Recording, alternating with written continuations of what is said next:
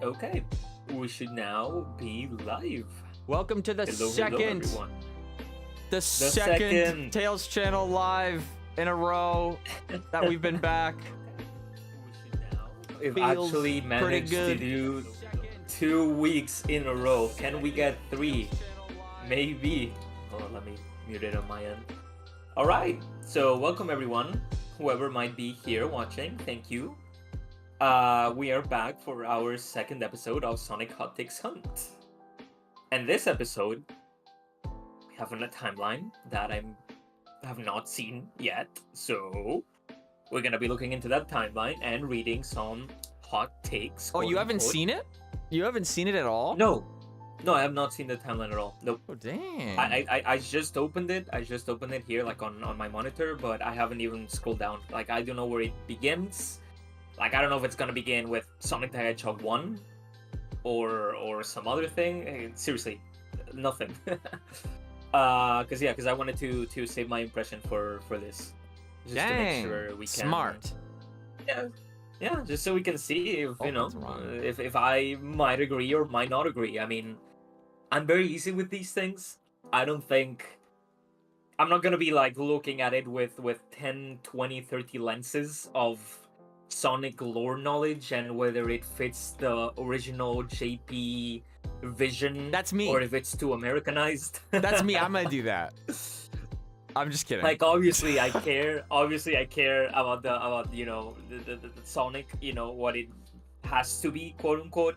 But, you know, like, I'm not. It's not like I'm expecting like the IDW Sonic comics or anything to show up in this though. Like, I don't think it's probably gonna be. I'm expecting the games, and little else.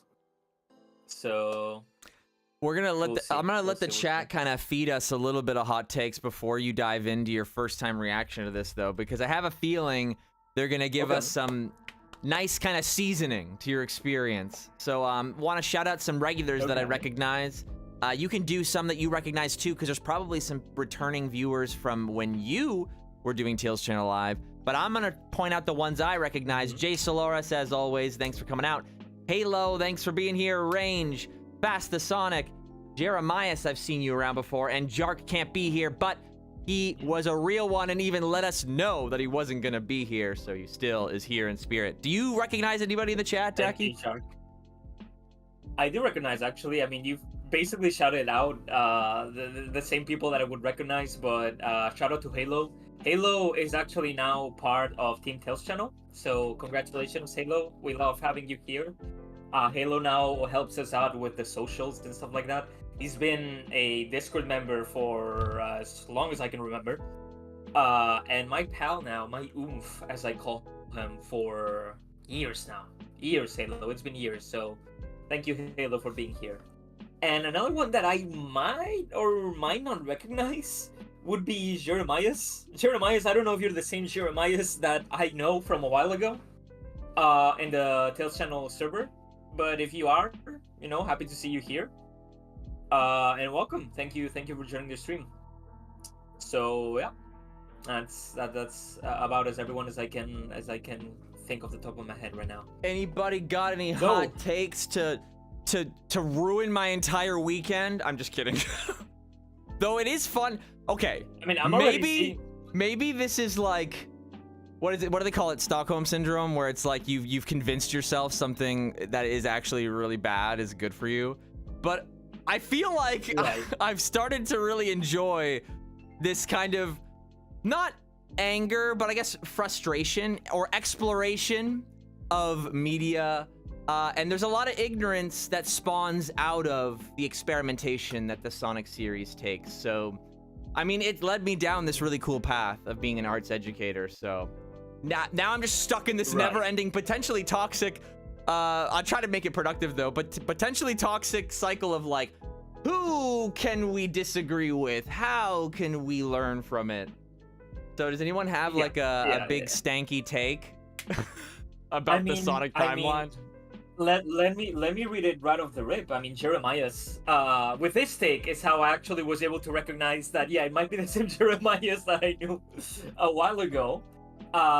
So yeah, let's read it. So Jeremias' hot take is that the American staff should stop talking about the lore and canon, as they're clearly not on the same page as Sonic Team in Japan. Oh. The Japanese staff does not acknowledge the IDW cast and Styx as legitimate characters. Wasn't it Sonic? Wasn't it like Sonic Team Japan that like liked Styx? Like I thought they were like, I don't know. Okay, that might be completely made up. I have no idea. Yes. But they were in the Olympic Games. I think that's why I like thought that. Yeah, they were in the Olympic Games, and it's weird because I've twinkled with the Sonic the Hedgehog like character creator thing. Like now in Sonic Channel, you can make like a card. I'm sure you've seen it, right, Evan? Like there's like a card that you can do where you create your own custom character and you set, you know, your favorite Sonic game, etc., etc. I'd like that if their mouths weren't so ugly. Like if I'm being honest. That's forces OCs are just ugly, man. But yeah, there's the whole thing where I just dropped my camera. Oh like my crazy. god, we saw that. I love that. I love that. That was crazy. That's awesome. It actually just fell the moment I bumped. The moment okay, no table slamming. No table slamming, my bad. But you gotta get passionate. No, we want table slamming. As I long know. as I know, but if I table slam it falls. Okay, no table slamming. all right, fine. Okay, so what I was saying is that there is the Sonic Boom renders in that you can, you know, set as your profile picture. But I don't think Styx is there. I did see that Styx was not there. So yeah, I mean, I guess I can understand where that comes from. And I mean, I also had not seen any IDW Sonic characters, but the IDW Sonic thing is a little tricky for me because it's like they are in Sonic vs. Speed Battle, right?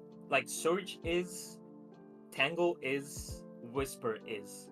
Now I know that's not a high bar, like being in the mobile spin-off game, by no means. But I mean, it's a step. It's a step. A step in the right direction. Coming up, it's like, no, I did not say okay, sorry. that. Not that I love those characters, by the way. I love those characters, but I just don't want to say the step in the right direction. Like those words seem quite. I do not want to say those words. But yeah, I mean, we'll see with Crossworlds, right? I mean, I think I'll know my take on that as of whether like JP, you know, Sonic Team actually cares and wants these characters to be canonical to the lore. If they don't show up in Crossworlds, because if they're not in Crossworlds, then at that point I'm like, yeah, okay, GG's, like, sure. But as of now, I mean, I'm open to seeing, because IDW has been specifically made with a lot more care to not have a repeat Archie situation. So I think they're characters that are made to exist in this universe, at least to be a lot easier to fit into the universe. Whether they will do that or not, we'll see. Well, I think that's what makes the next Sonic game, or main series Sonic game, not Crossworld specifically, but that's what makes that so exciting, right? And that's what makes today's topic so exciting, right? Like, to somebody on the outside, it's just a website, right? It's just, wow, oh my God, the Sonic website got an update. Look at all these nerds getting sweaty about a website. No it's because of the history of everything, right? Like, not even when Sonic Team was taking stories seriously, they were going for the more ambiguous route. So I'm glad that this was brought up, right? How JP and US handle stories, right? Because I'm not gonna beat around the bush here. Media literacy.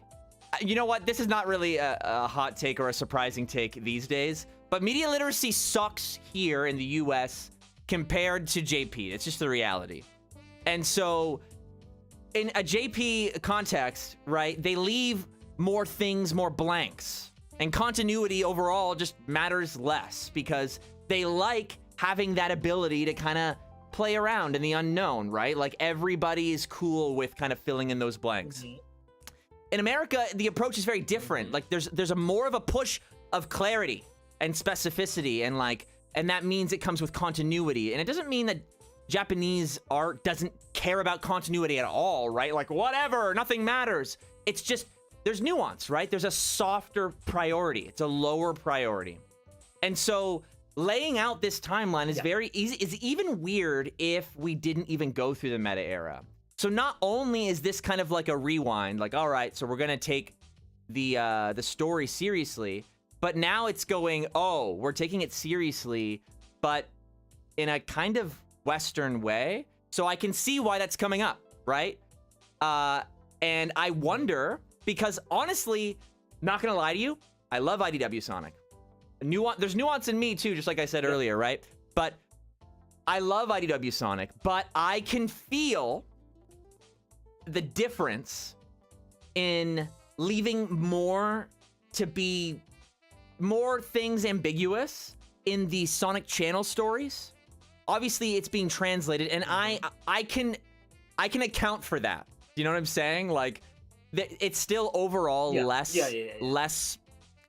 There's less. I would say extra details or exposition or desire to like link or reference things. And I genuinely am more impacted, and it's so hard to talk about this because a lot of people will just throw the entire conversation in the trash because it's like, oh, you're a JP purist. But that's kind of why I'm trying my very best. Like, the reality is there's no way of escaping that kind of thing. People are going to use it as a scapegoat. And here's the only thing objective about that. You're a coward if you do that, because you're avoiding the discussion. You're avoiding the discussion and hiding behind the fact that your culture is different. And like, what is it? That just makes you look stupid. Anyway, obviously there's nuance, right? Yeah. I am trying to find the common ground. The only thing that I find is subjective in this conversation that transcends not just Sonic, but media as a whole between US and JP, and that is that ambiguity. I think I nailed it the best I'm gonna get it the first time, so I'm gonna stick with it. That kind of like space between the lines. I think it was even brought up. Is that a direct quote, Dakiii? Between the lines? Like, I feel like I heard a Sonic. Was it Kishimoto? Am I going crazy? There's more. Yeah, he was talking about the story. No. Chat's gonna back me up. I'm not hallucinating this. Yeah, no. I remember that. It was when Kishimoto said that the Western people, like, he felt like the Western people needed everything to be very, so like a lot of show. Yes. Yeah. That's so that face when I accidentally came to the same point as the director of the last main series Sonic game. Okay, so I don't need to talk about it anymore. I think that's the reality of the situation across the board. So IDW, in my opinion, is as close as you're gonna get to authentic Sonic Team Sonic, but it still has that, what I think, but I'm 30, okay? So I'm not the target audience, but I can feel a little bit of that, like it's overly Western, and I just know that because Sonic is about moving forward without worrying about what's coming next, that space between the lines, I think, is really, really important. You know what I'm saying? Mm-hmm. Like, so I think it's just an extra layer to the core of what the series is about. So I think that's why purists gravitate towards it so much, because the more they think about how Eastern stories are told, they find the link to how Sonic stories originally really tried to structure themselves, and just how the games structure themselves, right? Like, going over it over and over again. Ambiguous art makes you it's more poetic. You want to watch it more than once. You see how that's the same kind of mentality as the level design. But that doesn't necessarily mean that's the only way to tell a story. I think that's where I want to start the discussion like that, and I'm wrapping it up now. But like, I want to start the discussion with that, right? It's not that IDW isn't authentically Sonic. I think it nails a lot of those, like, you know, going with the flow, trusting yourself, you know, playing in the unknown. But I think, and I trust that even Ian is aware of this. He's like, well, I'm a Western writer, writing for a Western audience, and the movies are huge. That's just kind of, that's the conflict. It's like, all right, this is the era right now, and what choice do you make? I don't know. What do you think? I agree. I agree. And the thing is, like in my head, and this is like me. I'm not saying like this is how it strictly goes, but in my head, I kind of like classify kind of the structure that Sonic Team takes when telling a story.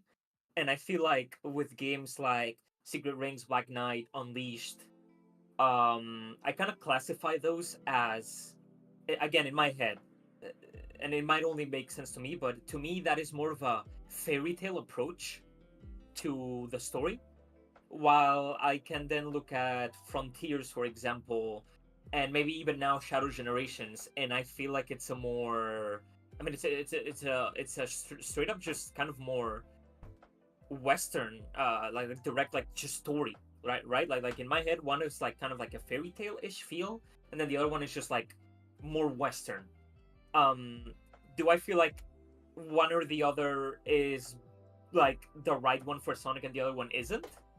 It's like maybe, but Which just one? Which because one one? came first, yeah, it's like just because, for example, the fairy tale approach came first doesn't mean we can't dabble on doing a little bit of the latter. And then I also feel like Frontiers, while still sticking more definitely toward like the more Western approach, it also has a vibe of the earlier games like Unleashed and Black Knight, just a vibe like a there's moments, there's a few moments.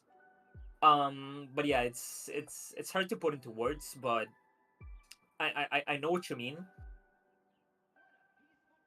It's just gonna be fun going forward, seeing what is the style that we stick with, if we try to reach a compromise, or if we just at this point, Sonic, um, we just acknowledge that the audience for Sonic is the West, and that doesn't mean that we'll completely drop like the fairy tale approach to things, but we'll double down on it being a little Western, which is what a lot of people will have a problem with.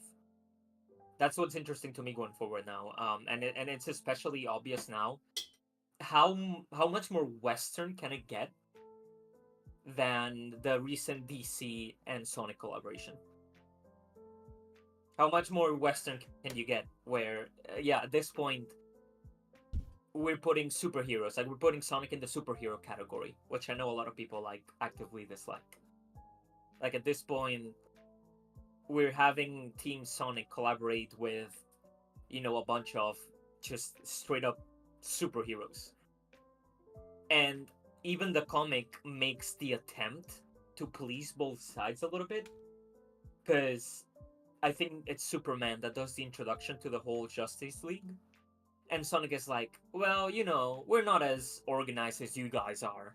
But then he proceeds to introduce like everything as well, right? With like their titles.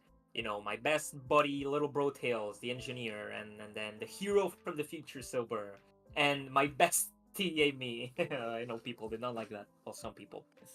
Yeah, it's hard to say. It's really hard to say. I think right now we're just what's a good word to describe like the like when we're literally crossing roads, we're in an in between. You know what I mean? Yeah, we're on the You know what I mean? precipice of the pinnacle. Yes. Yes. Of yeah. We're at a crossroads. I guess it literally is like the best way to put it. We're at a crossroads where it's like, where are we gonna go? Like, and I mean, I don't know. I don't know, and it's really gonna be up to Sonic Team to figure that out. But we do have a Western writer. But again, also worth noting, intersection is also a good word. It's also worth noting that even if we have a Western writer such as Ian Flynn, that doesn't mean he is under a lot of scrutiny from Sonic Japan, and that's true. So it's not like if you don't like the direction going forward, I can be like, wow, it's a Western thing. Like Ian Flynn ruined it. It's like no, like Sonic JP also fucks with this. Pardon my language. So they approve it, right? So it is what it is. But yeah, I think this is a whole topic, whole can of worms. So let's have that I do Dakiii not react. know when we'll escape from. Yeah. We'll have Dakiii Yeah. pull up the website and react for the first time. I'm gonna grab some things from the Mhm. chat though, because they've been having some interesting discussions. Let me get caught up here though. Okay. Let's see here. We got probably the one thing that should be consistent. Yeah, what should be consistent? People get really upset if the moon isn't broken. Yeah, then they still haven't explained that fast to Sonic, have they? It's me, I'm people. Yeah, so Jay Soloris gets really upset that the moon is not consistent, which I do too, because that's such a pivot. It's like a big thing. You can't just kind of like halfway commit to such a like Yeah, you can't ignore that. world-changing event. It changes a lot of things. Can't ignore it. I mean, now we're committing to it being broken, right? Like ever since Shadow Generations, like we're committing to it being broken now, I think so. right? So I'm gonna think so. let you go through the beginning of the prehistory quickly, because I don't know where my water bottle went. It won't take long. But yeah, keep going. Okay. Don't worry You about go me. get your water bottle. Okay. Chat. First time looking into this. I'm already surprised that we're starting out with Sonic Unleashed. Like, I think, I don't know, like, I was kind of just completely expecting this to start with 1991, Sonic the Hedgehog, you know what I mean? Wow, okay. I do want to get back to, you know, this whole discussion, and I'm sure we can get back to it as we look at things here, because, again, this is very much intertwined, interlinked. So we'll see. Sonic picked with Sonic Blast. Anything from there is what did that say? Is all down from there. I mean, this like, boo, boo. No, can't agree with that. Okay. Wait, what are we booing? So, I'm booing someone that said that Sonic peaked with Sonic Blast. What? That's so cap. What the heck are you talking about? Are you just saying that because of Sam's stream yesterday? That was so painful. Oh my god, he was playing Maybe. Labyrinth and Blast. First impression of this. What the fuck? We're starting with Sonic Unleashed. Yeah, right? I mean, they kind of have I did not expect to. that. They kind of have to, no? I guess. Yeah, I just didn't expect it to. But okay, let's see. Let me read let's it. keep going. Okay, All so Prehistory. Destruction and regeneration by Dark Gaia and Light Gaia. At some point, Dark Gaia, which grew over millions of years, destroyed the Earth, and Light Gaia healed it, repeating the same history. So this is something that happens time and again in the Sonic world. Over millions of years. But Dark Gaia got awakened like preemptively because of Eggman, so then we got to witness it, you know, in a time and era where Sonic is alive.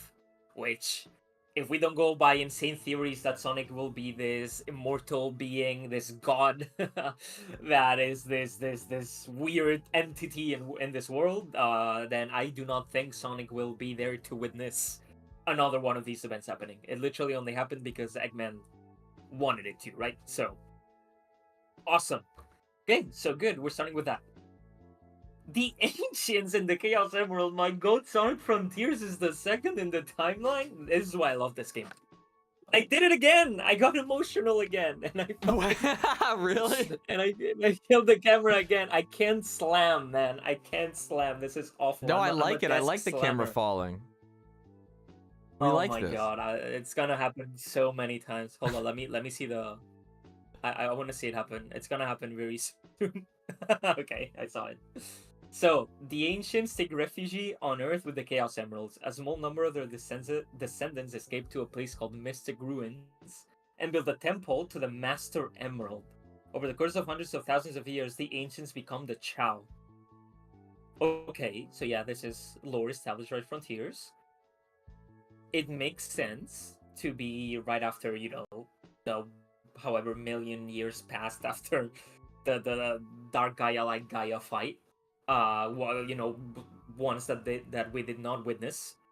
So it confirms that the Ancients built the throne to the Master Emerald, and then that they are actually the Chao, which is really funny to think about because you're telling me these advanced life forms.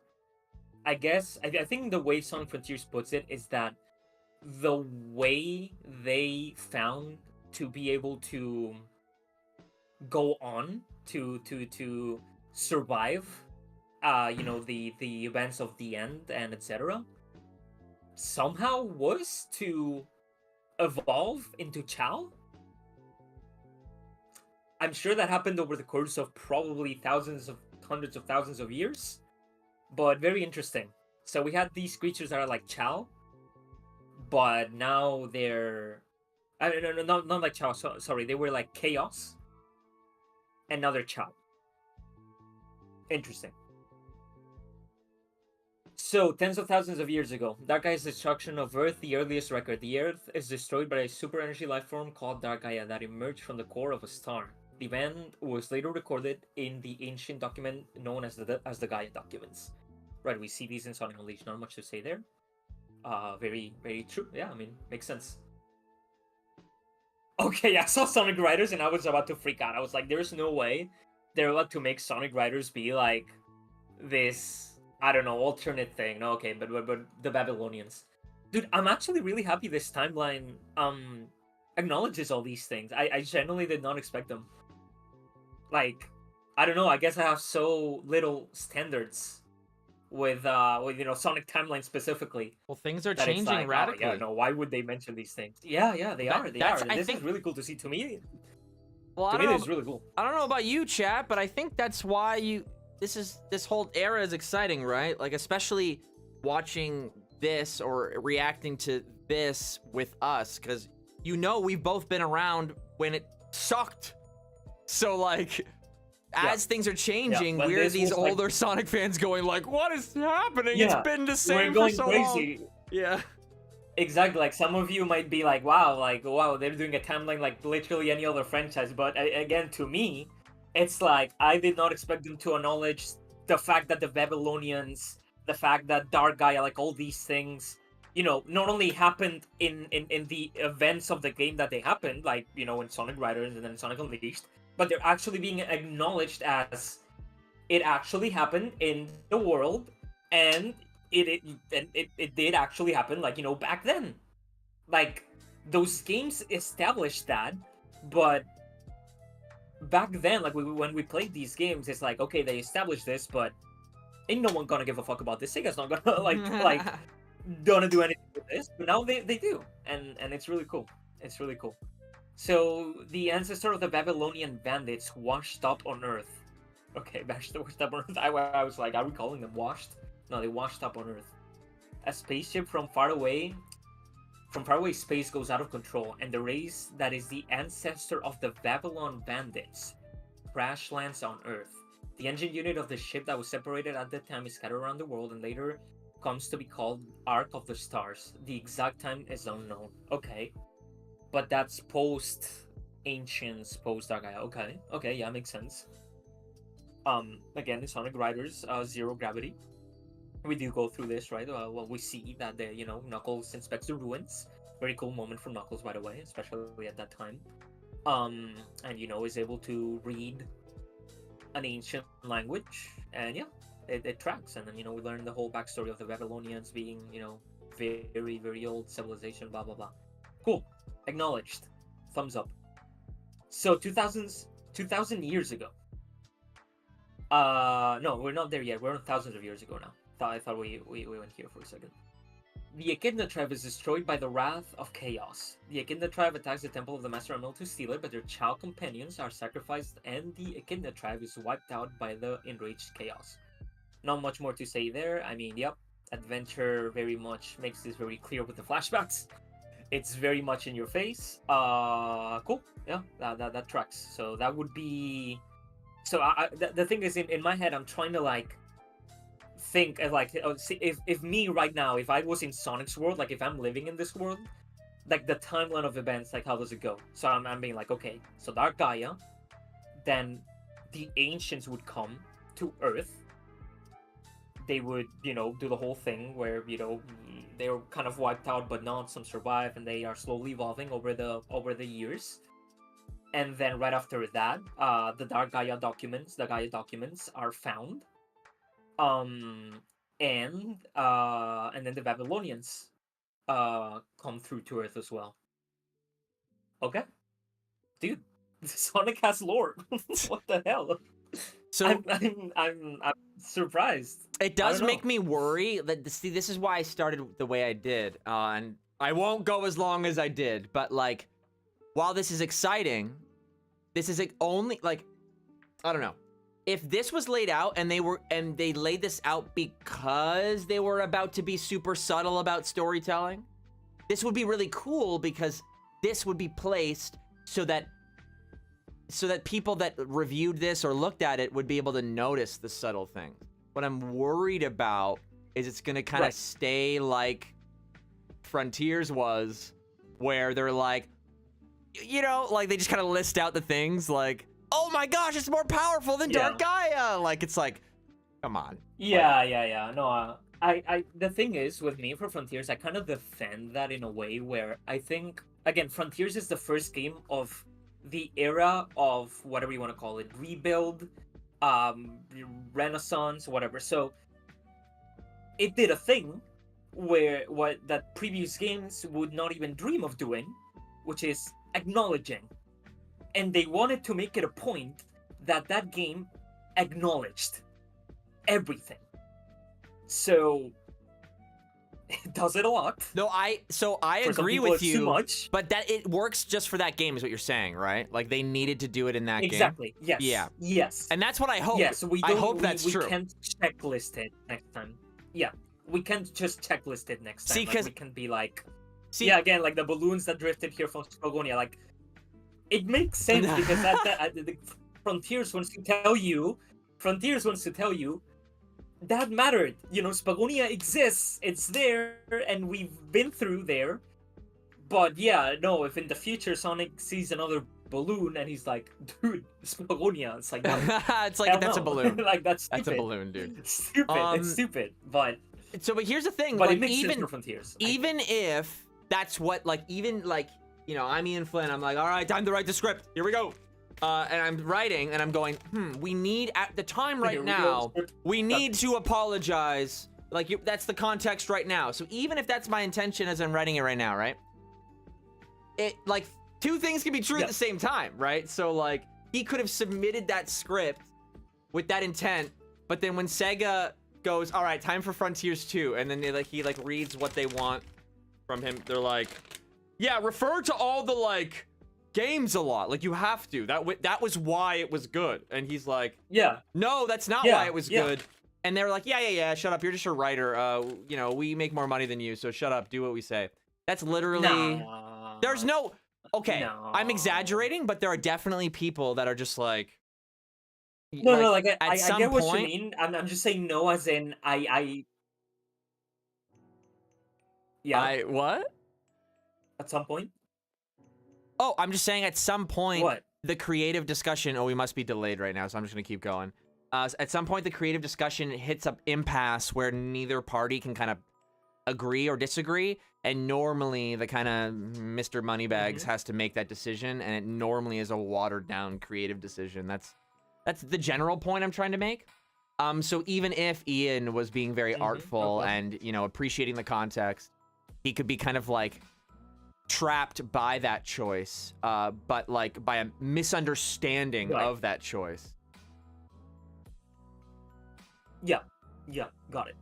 But yeah, moving on. I mean, I think, again, just to reiterate, I think it's a Frontiers exclusive problem. I hope, and if it's not, then obviously, you know, the pitchforks will have to be erased. But other than that, I'm in my little safe zone. It's a Frontiers thing because Frontiers really wants to drill it in you that things matter now. Moving on. Good. 2,000 years ago. Black Arms preparations for invasion of Earth. The Black Arms dropping a flying temple on Griffith on Earth. Okay. Shadow the Hedgehog is probably, like, if not my least, one of my least played Sonic games ever. As in, I don't think I've beat it more than once. So I'm a little in the dark about this. I don't recall too much, but yeah, the Black Arms invade Earth, or they prepare for the invasion of Earth. Makes sense. Emerald is born. I'm guessing Emerald is Emerald. which is later named Emerald. Okay. So, yeah. So in an ancient civilization, combat robots called Gezoids are created, one of which is later named Emerald. Yep. Okay. Sonic Battle, also a game that I haven't played much, but I mean I do know the story and overall. So, yeah, I mean I guess it makes sense that that is where it's at. 50 years ago, Black Doom and the Dark Pact. Okay, we're getting to Shadow Generations territory, or at least our beginnings. Black Doom contacts Professor Gerald and offers up his own DNA in exchange for guidance on how to invade Earth 50 years from now. Shadow is then created from that DNA. Okay. So yeah, that's the Dark Pact, I guess. You know, it's called. I didn't know it had a name. It's like us Sonic fans have been arguing about this stuff for years, and like when it's all laid out like this, it's kind of like it just feels so simple. It's like, wow, years. Yeah, it's like years wow, of it was discussion. this simple all along. But that's another thing, right? We had so many years of discussion that so many people will have their ideas of how this went out.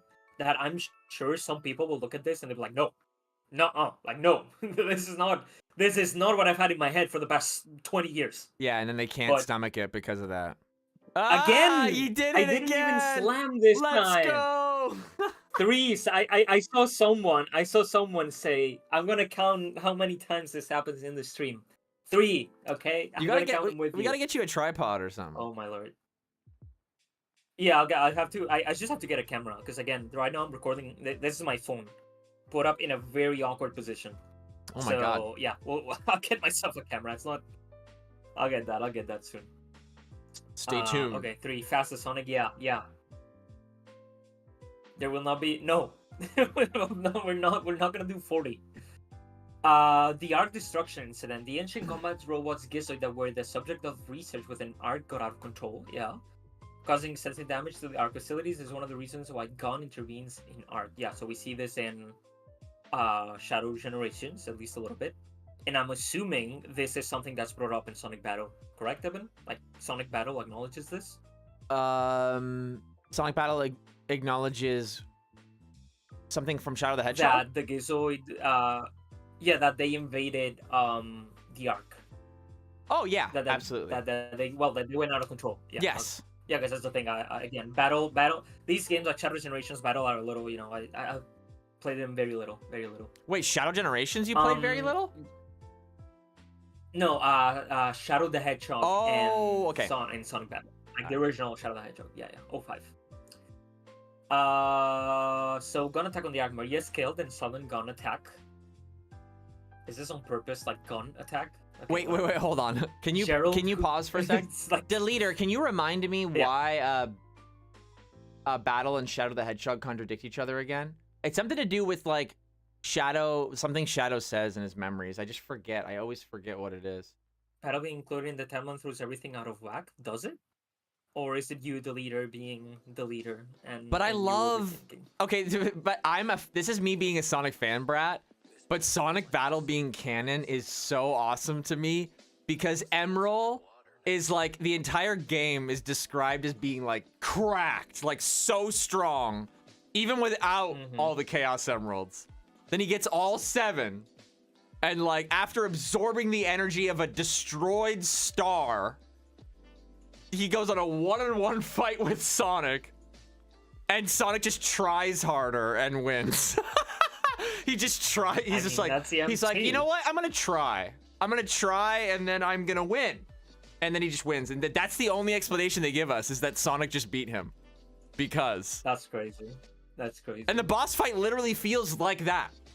Like it feels like you shouldn't win, and then when you win in the story, Sonic's like, yeah, and everyone's like, yeah. Sonic didn't even have to turn super. Whatever. He just beat somebody with all 7 Chaos Emeralds. He just punched him harder. What? That's crazy. I mean, yeah, that's the Goku. Yeah, it's Sonic. So yeah, this is me definitely being like, I don't know how it's to tell you guys. Like, through and through, I am a Sonic fan. I've been one since as long as I can remember. And whenever there is like a feat like that, like in Dragon Ball, that proves that Sonic is just like cracked like that, or he's just him, or he's that guy, like Halo was saying. I'm sorry, but like I just love that shit. Yeah. There's a lot of moments in He's him. Frontiers that's like that, so I'll give you that. Yeah, no, he's him. He's him. Okay, so Maria dies. Gerald, who lost his mind due to his granddaughter's robbery, I'm guessing robbery here means like how they stole her life, prepares to take revenge on the Arc system and Shadow, but he is also imprisoned and executed. Jesus. The fact that that's like just in the story and they're just saying that. Oh, well, you know what? This is just the Japanese website. Wait a minute. Just the Japanese website. Is there going to be an English equivalent of this? I mean, they went out of their way to make sure this is in like all languages possible. I'm pulling it up right now. What? But that's so like... I doubt it. Oh, wait. Like it's translated through their website? Yeah. It's not Google Translate. It's through their website in every language. I really hope overall Sega JP has control over the stories. I do. Like, yeah. Because there's an art to localization, and it's just, that's just kind of like, I don't know, man. It's like the recipe. You know what I mean? Like the pattern the pattern before was design from Naoto Oshima working with JP, right, in Japanese, and then it gets translated and modified through localization, right? And localization is still like, I know, I understand that that's like kind of, it's a little too general, right? And that, I think how Sonic is localized is where the interesting discussion is, because I personally think adding a little bit of that American flavor is also essential, because it's tied to the beginning. It's been there since the beginning. So I swear what I'm saying is making sense, right? It's somewhere in between US and JP. It's just slightly more JP leaning. Did I ever show you that graph I made, Dakiii, of Sonic characterization? Yes. Didn't you actually do it with me, like on call? Oh my god, I think I did. But you know what? I'm gonna. Yeah, what did. A good time to bring it up. But I'll let you move forward. I'm gonna go find it while you do that, though. Okay. Yeah, so we're on Maria dies and Gerald gets executed. Moving on. 10 years ago. Man, we're starting to get here. Why is classic Sonic... I just noticed that we have not... Don't worry, you're good. I wondered the same thing. We have not acknowledged classic Sonic yet. What the hell? Okay, I wondered the same thing. You're good. Okay. Keep going. 10 years ago, Sonic and Elise altered history. Sonic and Elise go back in time and blow out the Solaris flames, which are the source of the tragedy, I guess. Yeah, the trigger. As a result, the Solaris experiment never failed. The world was saved from crisis and the devastated future became a peaceful world. However, this series of events also never happened in history. Wow, this is the really convoluted way of saying it happened, but it did not. Don't even think about it. As you move forward, it's gonna become more interesting. That's not the only time that it's mentioned. Okay. Mario Tanaka, localization is just one part of the process. You mean adapting. Adapting is still not quite the word. You're right, though. Like, localization... There's no word for what specifically I'm talking about, because I think when I mention what I'm talking about, we're getting so specific, it comes down to, like, specifically what Sonic is, right? There's this weird, like, 70-30 mix of Eastern-Western style writing. And I think that's why we're always in this kind of like, because it changes between products. Yeah. So, yeah, carry on. Right. Okay. So they alter history. Okay. Solaris' experiment failed. Evil is his seal. When King Saliano's Solaris experiments failed, he sacrifices his own life to prevent the flames of calamity from being awakened and destroying the world, sealing Iblis within his daughter, Elise. So what that last one was saying is that this good ending, where all of this never happened. And what actually happened, where the bad timeline, where the events of 06 happened? Am I understanding this correctly, Evan? Yeah, it failed. So, well, yeah, because It failed. the So, end of and the that, end of and that we 06 acknowledge resets that everything. that did happen. Yes, yes, but then did are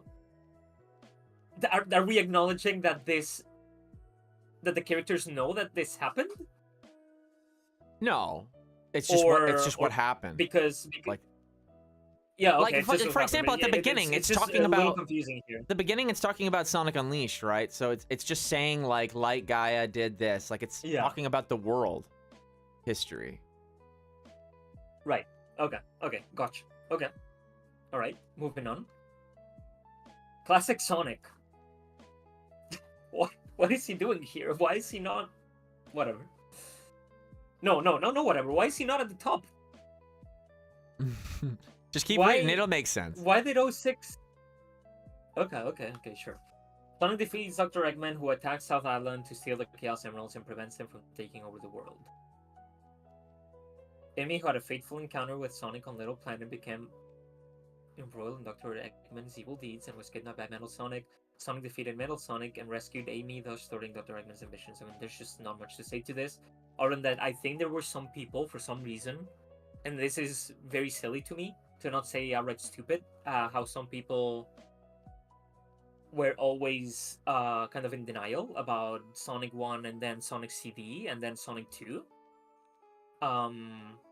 Isn't the main reason because they're like, why would he make the best version of a robot Sonic and then just make crappier ones moving forward? Yeah, like I understand that, yeah, but to me it has always, I guess, overlooking that, I guess. Why does nobody talk about this? I don't know. So I've made a video already about this, and like I've looked at this, so I'll go more into it later, but like I think a good way to start it is he couldn't make Metal Sonic. Like, think about it. Metal Sonic sometimes outsteps even Eggman, right? In Heroes, right? Like, he captures him. Yes, right? He's a little... So, Metal Sonic is kind of outside of Eggman's understanding a little bit, right? And also, remember, he was introduced in Sonic CD. You guys don't... And, like, you guys get... Okay, this is actually the perfect time to talk about this. Because Sonic Movie 4, right? You know how they're doing, like, a Terminator-esque kind of idea where, like, maybe from the future? Yeah. Okay. I know it's very easy to be like, okay, Eggman made a robot Sonic, and he makes robot critters, but Metal Sonic is different, right? Why wouldn't he just do that from the beginning in Sonic 1? Like, immediately. If he could just do it, he would do it, like, right away. No, he needed future technology to create something that he is not capable of making normally. That's why in Sonic 4, he literally needs to go to Little Planet again to even have Metal Sonic have anything to do with the story. So the reason he makes crappier Metal Sonics afterwards is he's literally coping. He's like, oh shit, like, I don't have the same kind of sauce. Like, I can't cook. He doesn't have the tech. Yeah. He can't cook. Okay. And like, hyper fixating, and like, we're not gonna go into the Dragon Ball Daima discussion, but it's interesting because there's something similar with Daima where it's like 1 point from the story will make people go, they don't fit anymore. They don't fit anymore. And that loops back to the beginning of the discussion. The space between the lines. Yeah. You don't, it's sometimes, like, and typically, again, there is exceptions, so it's not gonna be everybody that's American. Typically, in US media, when there's a gap like that left, it is just linearly seen as like, plot hole, or error, mistake. And that's just the reality. Whereas in JP, even if it is a mistake, like there's a dark side to it, right? Like there could be an artist that wasn't thinking at all and was just like, oops, oops. And then the audience there will be more likely to be like, what was the meaning behind this? Like, and there's nothing there. So it's just two different ways of looking at it. It's just really interesting and worth talking about. Yeah, makes sense. Makes sense. Okay, so moving on from Sonic CD, we have, I would have guessed, Sonic 2. Sonic and Tails work together to defeat Eggman, who attacks West Side Island this time. They destroyed Space Fortress. Sorry, had some people comment. Oh, Sonic and Tails. the classic has to streamer defeat Dr. Eggman to attack experience. to a sad island. Oh yeah, the classic streamer, like someone comes in to say hello. Stop The getting third him! space fortress, the Death Egg, and into Angel Island. Okay, awesome. Okay, I mean that makes sense, right? There's not much to say there. Oh yeah, it's really just the Then CD we thing. have- Yeah. And then we have recover the Master Emerald, prevent the Death Egg Fortress from reviving. Okay. Dr. Eggman tricks Knuckles into stealing the Master Emerald and plots to revive the crashed Space Fortress. The Death Egg, however, Sonic, Tails, and Knuckles work together to destroy the Death Egg, thwarting Dr. Eggman's ambitions of world domination. The Master Emerald is restored and Angel Island rises into the sky once again. Straightforward, right? Sure enough. And there's Sonic and Knuckles. It doesn't acknowledge 3. Okay. Well, I think it's the mysterious wait. secret It's stuff- just treating Sonic 3 and Knuckles as one game, I guess. Yeah. So it's Sonic 3 and Knuckles. But I did it's not notice Sonic. that as I was going through it. All right, good thing you're here to react to it. No. The mysterious secret stone, Phantom Ruby. Dr. Eggman unearths a gem with mysterious powers called the Phantom Ruby, which Sonic, Tails, and Knuckles. Would send Sonic, Tails, and Knuckles to various worlds. After being defeated by Sonic and his friends, the Phantom Ruby leaves Dr. Eggman's sense and disappears across time and space into modern Sonic's world. In Sonic Forces. Okay. After saving the world with modern Sonic and Sonic Forces, Sonic returns to his original time. He chases after the flying Phantom Ruby and discovers Mighty and Ray, who have been captured. Sonic rescues them, but one of them is a fake. Sonic saves his friends and defeats Dr. Eggman, who has once again obtained the Phantom Ruby, and world peace is once again secured. That means that the Sonic, like the canon Sonic, remembers like going to Forces and being like, huh, that was weird. Anyway, la la la la, like, like And then he, moved on. So you're telling me by Sonic Adventure 1, Sonic had already at least seen, eyeballed, Silver the Hedgehog, what, Espio? I mean, I guess Espio's are there in the Chaotix. Which, by the way, where's the Chaotix? Not here yet. It's not here. At least not now. So yeah, basically Sonic had already seen his future friends. Potentially seen Shadow and all these people by Adventure 1. but he only, okay, so Wow. this is why Space Between the Lines, Space Between the Lines fits really well with Sonic because that's, in my opinion, how Sonic sees things too. So like, as funny as that sounds, that like a normal character would be like, oh, I recognize you when he sees Silver in 06 or something because he, like, and again, it's definitely sometimes somebody just not thinking the story through. However, that's why they made Sonic like that. Like, they go hand in hand. They know that Sonic's development cycle, like, think of it, right? Like, Sonic Team is working at Sega, and like the people that designed Sonic are working at Sega. They know what the working environment is like. So they build a character that they know is going to be successful under their working conditions. Sonic thinks like, oh, you know, like, let's not worry too much about the details. Like, let's figure it out as we go forward because that's what's gonna work well, the way that Sega makes things. So I think there's like this disconnect that some people can sense between like those specific decisions made. Because yeah, they're hodgepodging stories together because they know that they're gonna have to do this kind of stuff. They know they're making it up as they go along because that's how it all fits together. And yeah, in my opinion, Sonic would be like that.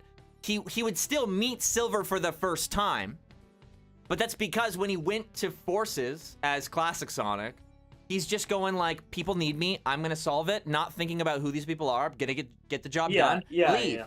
That's it. He's not thinking about making friends, but because he's in a different world, like he's passing through. So again, it is like looking at it from just like analyzing writing by itself, yeah, it's bad writing. But it's like, it's so much more complicated than that, I feel. I don't know. Yeah, and even then, like I wouldn't classify it as bad writing. For me, it's just interesting. Like Sonic had seen Silver, he had seen Shadow, but at that time, he didn't think much of it, like at all. You know So what's so sure. funny, I mean, guys? again, I'm sorry, but I was possible. cooking. You're gonna have to look at my crazy shadow theory video on my channel because, like, you know what we're talking about? How, like, Sonic might have memories from, like, time distortion and shit. I go into how Shadow, and, like, why Shadow is a hedgehog specifically. That is a question I've always wondered since I was a kid. And Sonic CD is also one of my favorite Sonic games, along with Sonic Adventure 2. So I think I was like, it's one of those things where it's like, I didn't have all the pieces yet when I was a kid, but like there was something intrinsically interesting about those two games to me and their atmosphere. And in that theory, I kind of like answer a lot of questions for myself by kind of linking those two game stories together. And I end up answering a lot of questions I had about both games. So much so that I'm like kind of like firm in that being the intent of the actual stories. But it's so crazy that like there's no way that I'm going to be able to get a lot of people to believe it. I don't know. Have you seen it, Dakiii? Do you even know what I'm talking about? Yeah. No, I've seen it. I know what you're talking about, and I saw it because it's also a question that I ponder a lot as well. Especially in front, I really started to think about this whole thing about Shadow, like why is he a hedgehog? After playing Frontiers, I think it was specifically the Final Horizon because there's this very ominous piece of dialogue that talks about some kind of god that the ancients worshipped, I think. That it didn't hint that it was Sonic by any means or anything, but there was like a very open question, right? Wait. I don't remember the exact dialogue. I don't know if chat members you guys can tell what I'm talking about, but it's just this very open question that Frontiers throws at you about some kind of like god. I don't know if it was like of the wind In the or whatever it DLC, was, but there was right? something there. Yeah, yes, Where in it the DLC, zooms in in the on DLC. Sage's eye or something? Yep, and it's like very ominous. Yep, There's that's the no one. way they That's the weren't, one. yeah, teasing something with that. Yeah. They're like, specific Exactly. camera angle only for this interaction. Super zoom. Exactly, and it's exactly right. So, yeah. So that's when I started. So that's when eventually why I saw that video because it's a very good question. But yeah, I mean, we'll see where that goes. Okay, so moving on from the Phantom Ruby, we have the fateful battle over the Phantom Ruby, which is literally what I just said we'd move on from. So moving on. Dr. Eggman invades the North Star Islands. Okay, so Superstars is after Mania. Makes all the sense in the world. Eggman, the bounty hunter Fang invade the North Star Islands. They overwork and drag Trip, who lives there around. Sonic and his friends use the Chaos Emerald's new power, Emerald Power, to thwart Dr. Eggman and his men's evil deeds. Not much to say about that. About what I'd expect. Modern Sonic era. Okay, so here we go. And we're like about halfway with this timeline, so wow. So it starts with Sonic 4. This is the one thing that I did see, because obviously this went very like, oh my god. Modern Sonic starts with Sonic 4, and you know what? It makes sense, I think. I think it makes sense, because there is no... I think this is the safest place to put Sonic 4. There's no contradictions, there's no characters other than Sonic, Tails, Eggman, and Metal Sonic.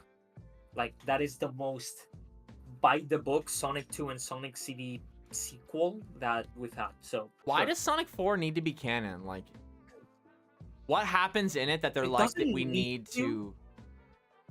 It doesn't need to, but I do feel like it explains what I'm guessing. So I'm guessing, I'm not even gonna spoil myself, but I'm guessing that Sonic Adventure comes right after. Metal Sonic was being kind of like rebuilt in Sonic Adventure in the Egg Carrier.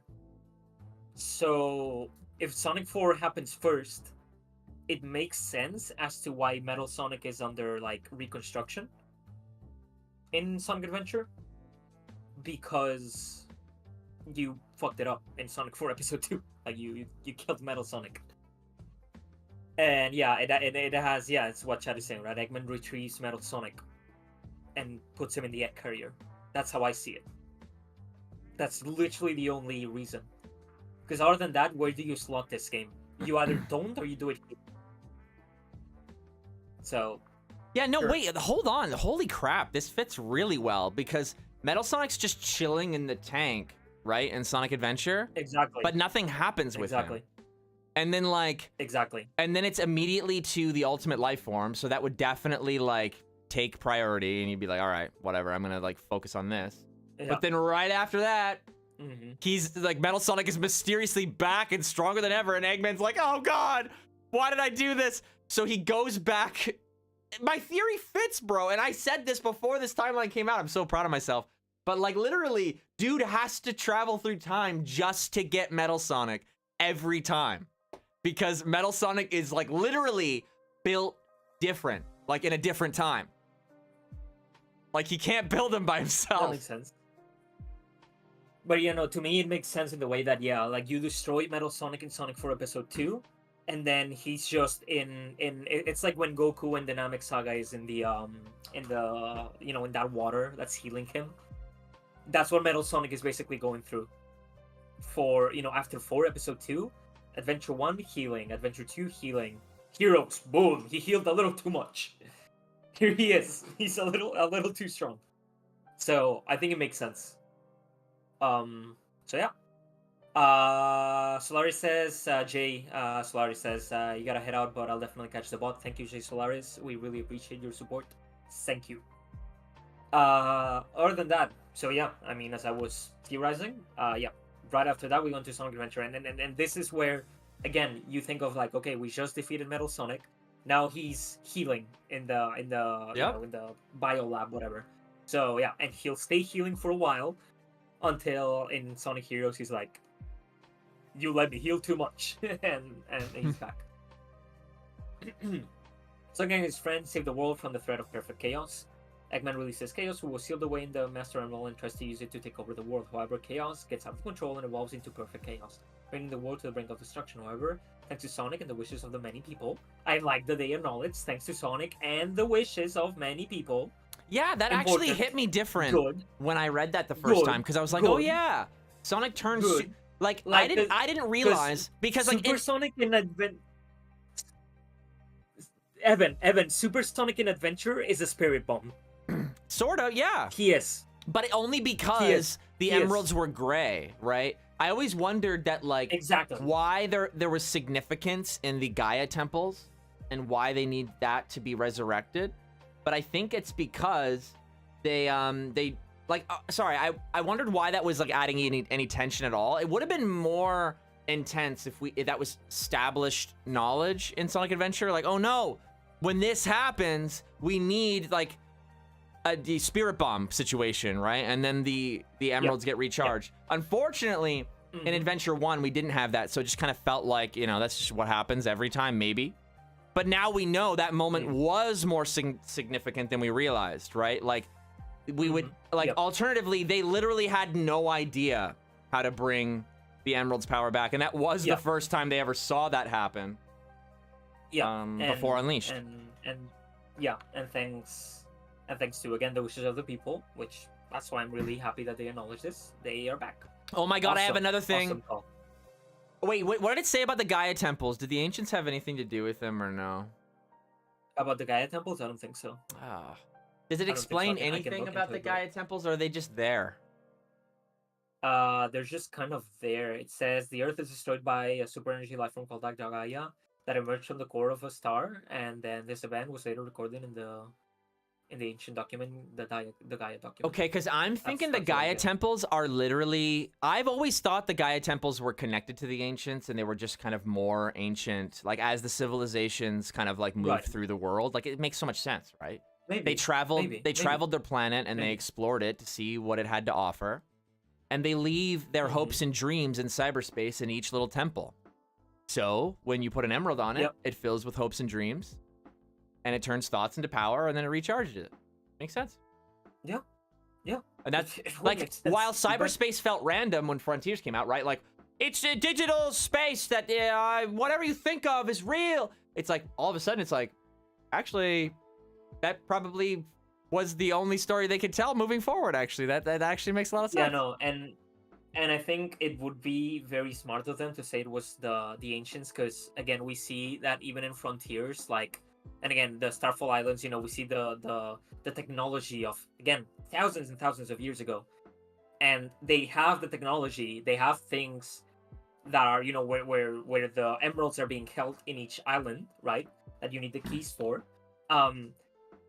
Again, you can basically say that that was like maybe the first prototype they did with that, and then later on, as they were like evolving, like as they were kind of evolving into like the Chao and the years passed and everything, like again, their technology changed a little bit, and now it was in a temple, right? Like instead of like this weird structure that was, you know, 7 per island, now they had like these Gaia temples, you know, around the earth, because again, they went to earth and blah blah blah blah blah.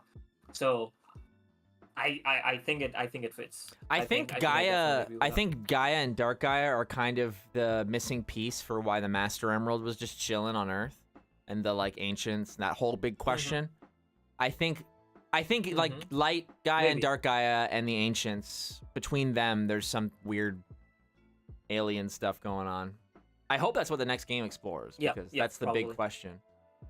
Yeah, that'd be really cool. So yeah, Sonic. So thanks to the wishes of many people and the Chaos Emeralds, each had lost their power. They're restored, and Sonic transforms into Super Sonic. He stops perfect chaos and crushes Eggman's ambitions. Sick. Wow. Why I does have not this played have to Sonic be so far. real? Yeah, I don't understand.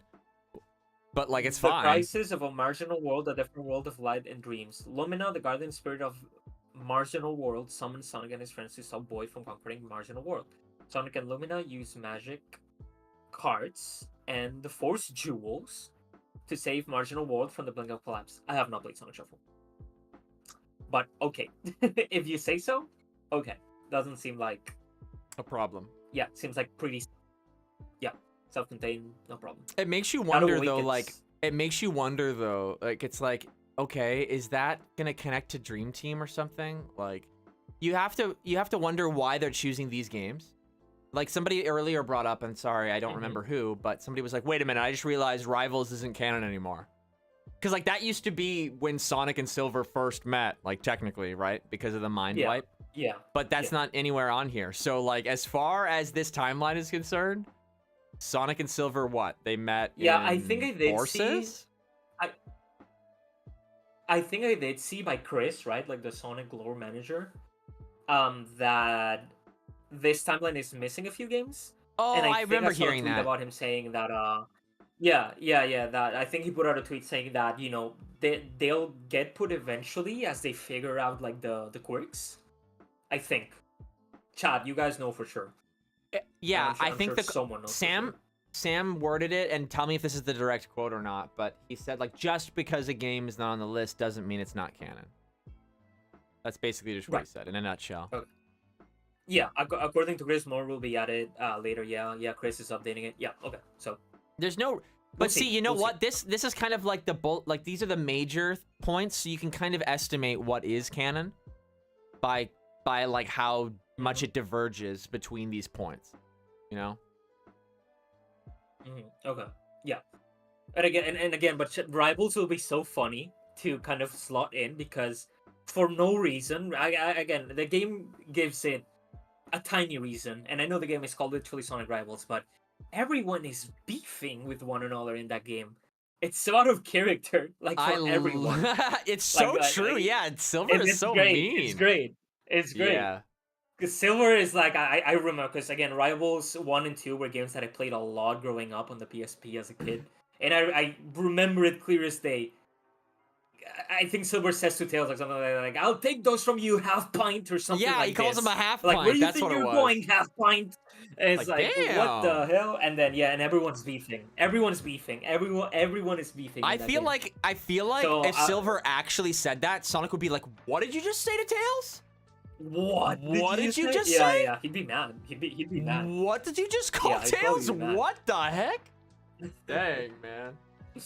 Oh my Savage. god, it's so funny. So yeah, we'll see how they slot that. Like I understand from a design perspective, it's Sonic rivals, so we'll have them all be rivals. Yes, okay. But it's in the grand scheme of things, it's so like wow, everyone's just beefing. Okay, so Dr. Eggman awakens Shadow and tries to use him to take over the world, but Shadow uses him instead to carry out the revenge plan left by Gerald. In the final stages of his revenge, Shadow regains his true memories thanks to Amy. Sonic Movie 3 sucks now. He cooperates with Sonic and saves the world at the cost of his own life. True.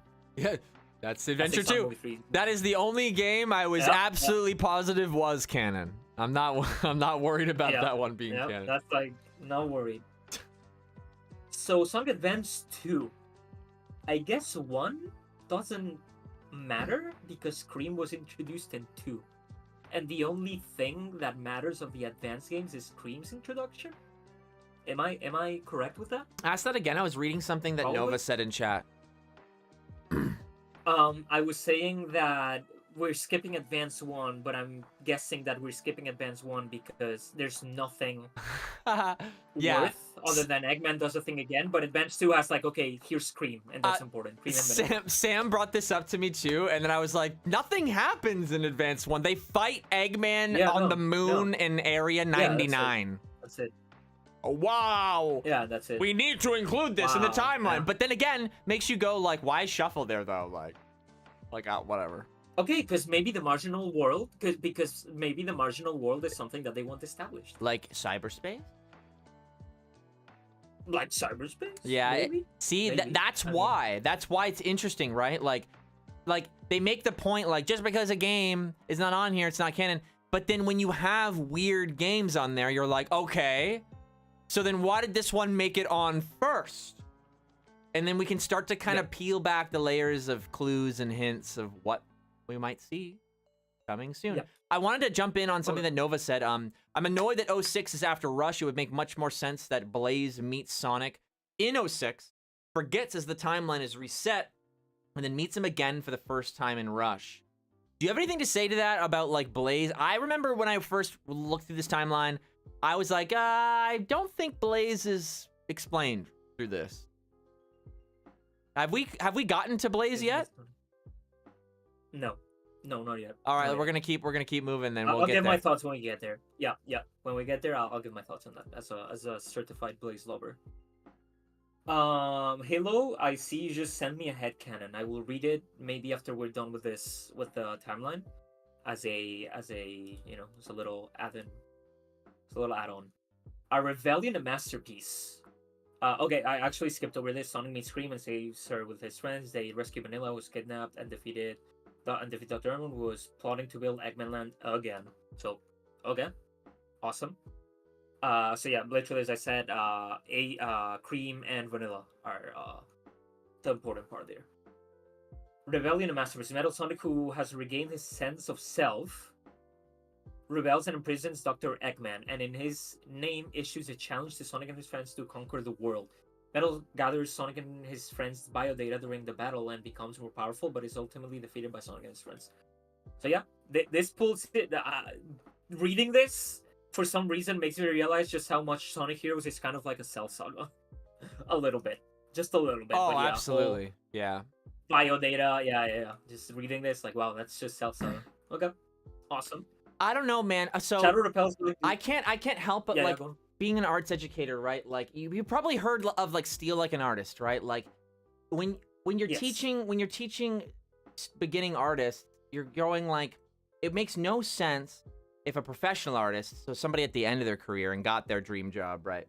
It would make no sense if that person didn't take inspiration from all the things they like to do what they like so that they continue to do it. If they avoided all the things like copying or potentially copying all the things they liked, they wouldn't do it. So hiding from the kind of inspirations you have when you're making something is pointless, right? This is going to tie in just a sec. Sonic Team is the same way. They have clear inspirations as to what brought them to Sonic.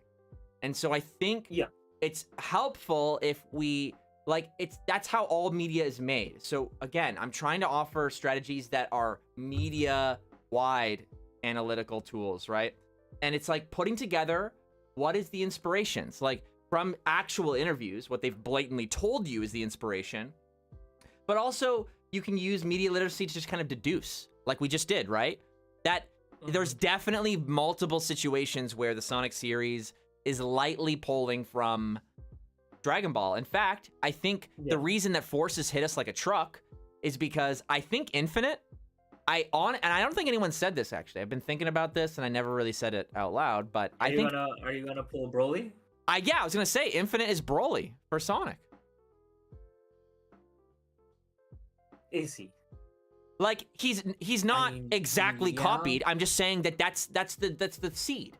They started with, what if we had our own kind of like rage character, right? The same kind of type of like Hulk, where it's like a lot of powerful but really hard to control, and it's like, yeah, I can see how it pulls from the same nonsensical rage that, okay, we're gonna make these two characters mad for the tiniest fucking thing imaginable. Yeah, so right? Zero You can see it, gets mad at the crying, and Infinite gets mad at being called weak. I mean, sure, yeah. But even Super Broly gets like easily upset, like pretty, like in general. Yes, he has a rage problem. Yes. I honestly think that's mostly what they were going for, where it's just that see, this is the thing. This is why when you completely butcher the budget of a game, it can completely change someone's perspective on a legitimately good idea, right? That's why you have so many people who are huge fans of Infinite, because if we had enough scenes with Infinite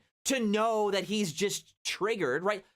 I know I talk about Dragon Ball a lot with Sonic, but it's a piece of media I watch. But that's why the first half of the film of Dragon Ball Super Broly, as slow-paced as it is, needs to exist. It's establishing the gentle side of Broly, but also how he can go from 0 to 100, and it sets a pattern.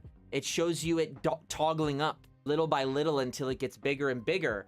That way, when you get to the second half, and he starts going crazy, it feels more earned and feels more authentic to who he is, and not random. But when you get rid of all that, and you have somebody from the outside who doesn't understand the artful way of a story being told and how it has to build like that, for it to feel satisfying when you get to that moment, what you're left with is a hilarious character who looks really epic, but then just goes, ah, like out of nowhere for no reason, and then just yelling all the time, and then tries to be really cool, but he hasn't earned it.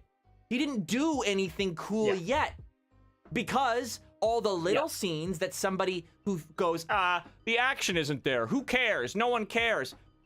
Yes, no one cares on the surface, but no one's gonna care about your action scenes if they don't know why the action is happening. The true fight happens before the fight even physically begins. Yeah, and like the actual reasoning for Infinite being like kind of the way he is a little bit, like they could work with it really well, which is, he lost his squad. Like he was just a normal, agent, assassin, whatever, just doing, normal team group things with his other warriors. And they all got killed one by one by Shadow, right? Like it was Shadow, I think. So the premise of that is great. It is. We're setting up Shadow to be, we're seeing the consequences of Shadow's like no bullshit. That sometimes maybe, he's killed, he's killed people that other people care about. We've never had a Shadow moment like that, because it's always robots, right? Yeah, so you don't really get to appreciate the difference. Yeah, but we kind of do, because this exists. This actually happened, but we don't see it. But that's what in a comic. We miss the most important part. The most important part, right? Yeah. Like in Dragon Ball, again, I have to say this because like that's why Vegeta's as a character is interesting, because when you have Sonic and Shadow next to each other or solving a similar issue, you get to see the contrast. You get to see that like Sonic would just beat somebody up until they get knocked out. But Shadow won't stop there. Like he will literally keep going. And we don't get to see that, and I feel robbed. I felt very robbed of seeing who Shadow truly is and what makes him distinct. Mm-hmm. Yep. Okay. So let's get to Shadow repels Black Doom's invasion of Earth. So Black Doom, an alien invader, and Shadow's father, invades the Earth. Shadow, provoked by Black Doom to learn about his past, travels the world in search of the Chaos Emerald, sometimes at odds with Sonic and others. After many struggles, Shadow defeats Black Doom, fulfills the wishes entrusted to him, and resolves to overcome his past and move forward. Okay. That makes sense. The chat is talking so much about Blaze, bro. We gotta we gotta get there, bro. Let's go. We'll get there. Okay, Eggman We're both Blaze the fans. weapon Gizzard and uses to take over the, but it doesn't work, and he discards it. Sonic picks it up, names it Emerald, and raises it. Dr. Eggman tries to use Emerald, who has gained powers as a combat weapon, but ends up causing him to out of control. There is no way to stop Emerald safely. There is no way to stop him safely. And Sonic and friends stop him safely. Awesome. But yeah. Stop him. Wait a minute. Sorry, say that again. What? I said because it's funny. It's kind of what you said before. Like, there's no way to stop Emerald safely. But Sonic ends up yeah, what the hell? He's just that guy. There's no way. There's no other way to explain it. And see, this is the thing. I wish we had Sonic the Hedgehog a story. Nah. He's gonna do whatever he wants. Nope. I wish there was a funny moment. He's better than the script. Where like Shadow and Sonic actually like talk about that. Like Ultimate Life Form. Like Sonic beat an Ultimate Life Form right in front of Shadow. Made by Jero. How is there no? Not even a one? Come on, man. That's why I'm saying the Sage dialogue in Frontiers is so weird. You get the zoom in the eye, you get a very open-ended question, and then you have all of these questions that Sonic that, I mean, I know. JP purists, hear me out. I know the appeal of Sonic is he's just a guy. Okay, I get that. So we can't really make him, we can't go in and oh no, Sonic has been this reincarnation of a god all along. But the things he does, like these feats, are kind of insane. And it's the same as why Toriyama, ended up establishing the Saiyans. Because for Dragon Ball, Goku was this guy that was just better. He was better. And that was the appeal. But, at one point it was like, okay, without losing that appeal per se, let's give it a little logic. Now, I'm not saying we need to do with Sonic, and I might even root for us to be in the dark about this maybe forever. But I wouldn't mind clues. I wouldn't mind pieces to think about, like they did in Frontiers with that dialogue, where I'm like, does Sega want me to think about, like, what Sonic can potentially be a descendant of, a reincarnation of? That would also link it as to why Shadow is a hedgehog? So, my theory... I don't know if you've watched it, Dakiii, and I won't explain it because there's a video. That's why the video exists. But this is where my Sonic purist kind of gets rubbed the wrong way, I guess. Because honestly, I'm on the side of the fence where it's like Sonic does have to just be like a guy, like a regular guy. A guy. And the same way that Goku has to be just regular level Saiyan. I know that people freaked out when the manga did this whole wish thing where it's like, Goku's dad wished him to be safe. But the point still stands that genetically he was inferior, and genetically, the story makes clear that that is who Goku is. He is just a regular Saiyan. And I think the same is true for Sonic. It's just the way that they tell their stories, again, is even more ambiguous than Toriyama's style. That's, I think, mostly because that it's a video game. So there's just less focus on a story, and they focus more on the gameplay. But Sonic is appealing because they tie the narrative style and the level design and gameplay style together. Anyway, focusing on normal guy. There's an appeal. Yeah, and I'm gonna say there's an appeal to be had where we see Sonic do all these things, and the game itself asks you, why is Sonic like that? Like, how can he do these things? Why is he like this? But when I mean ask, I mean asks. It doesn't give you any answers, anything to work with. But I think it just kind of asks these open-ended questions. Like, wow, Sonic did this, this, and that. Like, how is he that he can do this? I've been in the fandom. Who knows? I've been in the fandom so long that maybe I feel like I need to have an answer to this question at this point, but I feel like I do. And it's actually relevant to how But wouldn't we've that been go discussing. against what you just said, that you just want him to be a normal guy? No, I can fit it all together. So I can actually tie it into what we were talking about earlier about Metal Sonic. So think about how Eggman or Robotnik had to go in the future to make Metal Sonic to begin with. I just said he needed future technology. But what is something that technology... I mean, it's the perfect time to talk about this, guys. What is seemingly the hardest thing for technology to emulate? Life, human nature, emotion. natural, chaos. You see where I'm going with this? Sonic is truly a guy. In his acceptance of just being that, just that, in the acceptance of there being no specific answer. That is why Eggman can never win. He tried to copy Sonic's mind, but he changed the one thing, and if changing even one thing, you know, making him evil, changing even that one thing makes him not Sonic. Sonic is Sonic because he is who he is. He's just a guy. There's no answer there.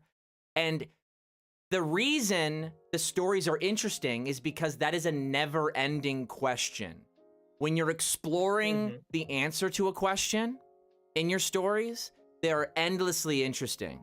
And that's why Sonic is a video game character, and that's why they designed the story like that. So it's like you said, there is no answer, but we're analyzing media. So I can tell you what functionally, media-wise, like for Sonic Team, what the answer to that question is. And it is, he's just a guy. It's his mindset, the way he approaches a situation, and how it seems that not just because he physically has agility and is able to physically improvise and move through the air like the wind, he is mentally able to. And that is why Metal Sonic exists the way he does. He has all of those abilities and more. He can fly. That's why they make him fly through the air. To make it very clear that even with that upgrade, being able to fly through the air, it doesn't matter. Sonic is still more free-flowing than this artificial constructed thing from the future that copied his mind. It does not make a difference. Right. Yeah. Okay, guys. If you were a teacher, would you give this guy a 10 out of 10 on his essay? I would. Well, see, Give this guy a 10. I'm in my element here, right? I go. He's a teacher. I'm not as good. I'm not as good at teaching general media, right? Like the hardest part is appealing to people that like very, very different media.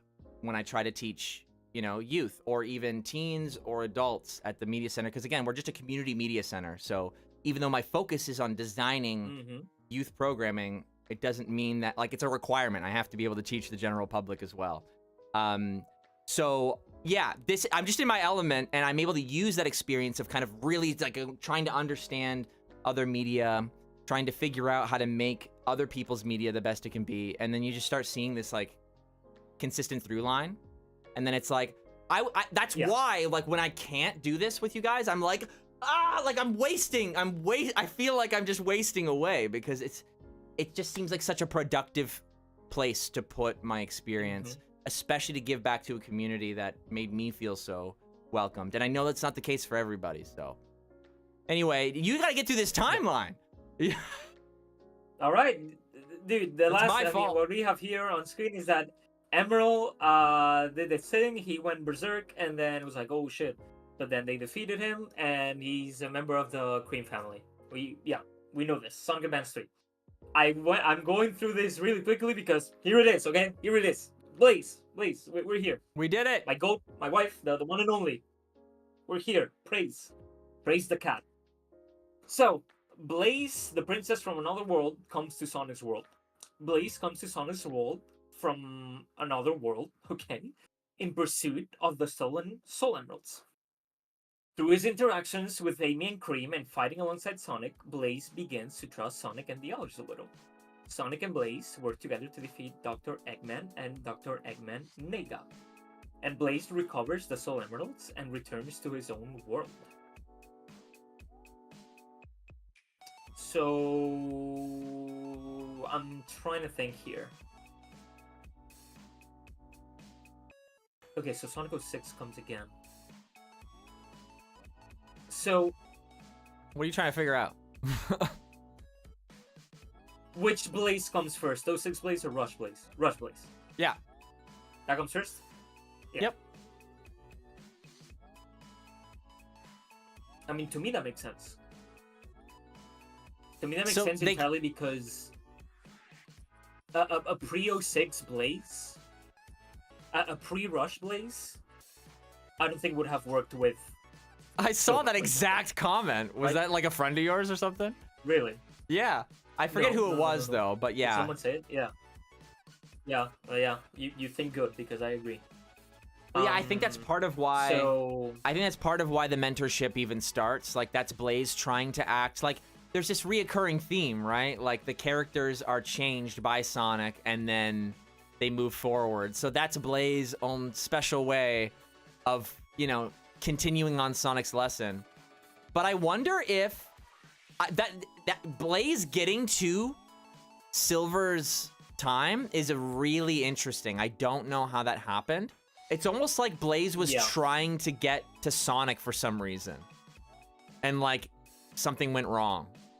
Like since we have the Soul Emeralds and the Chaos Emeralds and you've got Mephiles there, there's like a lot of pieces of that can make things uncertain. And then like what? There's talk that Eggman Nega was there from the future. Like what's that about? Like, oh my god. Yeah. How are we gonna untangle this? Like what are you thinking?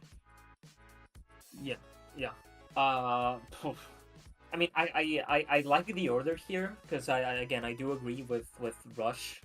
Again, Rush is, if we put away timeline shenanigans, Rush is Blaze's origin game. Like that's where she comes from, and it's very obvious, you know, that whole game is in a way like Shadow the Hedgehog. Like it's what Shadow the Hedgehog is to Shadow, Sonic Rush is to Blaze, right? So I'm glad that it comes first. But there is obviously a lot to unpack with Sonic 06 complicates things so much.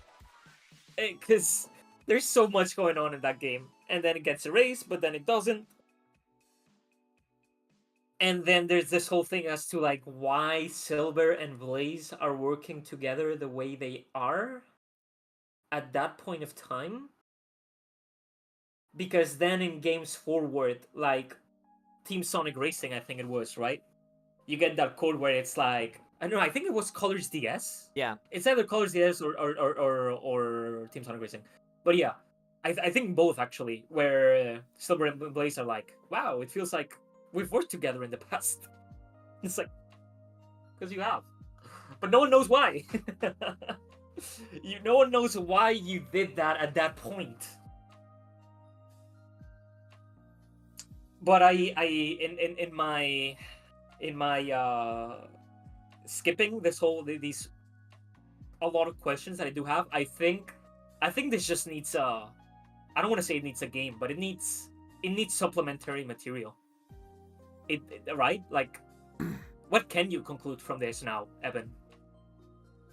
Like, do you think you can make a logical conclusion here as to, for example, why are Silver and Blaze, you know, doing all that in Sonic? I should clarify that I really think this is where the comics should come in. I thought of something earlier, and I think I want to say it before I forget because it's really simple, rare from me, I know. But so basically, before you go into it, are you kind of like gonna say like agree with me when I say it needs supplementary material? Yes, I just think that specifically the comics should address that, because I think after we get through the end of this timeline, which we're almost there, we're basically almost there, I feel like moving forward, the best course of action, and I'm saying this is personally what I would do if I was the writer for Sonic, but I'm saying this not because I want to be the writer. I'm saying this because I'm kind of like, I want to see what you guys think about this potential future. So my approach would be, okay, now that we've laid out this timeline, let's actually try to tell a story. Let's try to tell a story that actually has nothing to do with any of this. However, after we find a story that would just serve the characters as they are, so after looking at like the way that the characters are as themselves in isolation from what's happened to them, we just find a way to have those characters mix in the most satisfying and new ways possible. Then, after that, maybe potentially very short story is put together, then, only then, would I try to find a way to fit it in and find an authentic place for it to fit, and then make adjustments slightly where necessary so that it feels comfortable that way. Because the reality is, that is how the Sonic games we love most were made. With the intent, like I said at the beginning, the space between the lines. There needs to be that empty canvas, that sense of adventure on the developer's part for it to feel authentically Sonic. So what I'm worried about with this timeline is that it's going to become too rigid, too referential, and it might actually take away from what made all these games that were lining up exciting to begin with. So yes, while I do want there to be a side story that explains that question for you, Dakiii, on like how Blaze got here and all these little gaps, I'm sitting here going like, that's what IDW should be doing. Like, come on, there's so many little side stories that I need answers to. And I just don't think a game needs to focus on that. I want a game to feel more heightened. Right.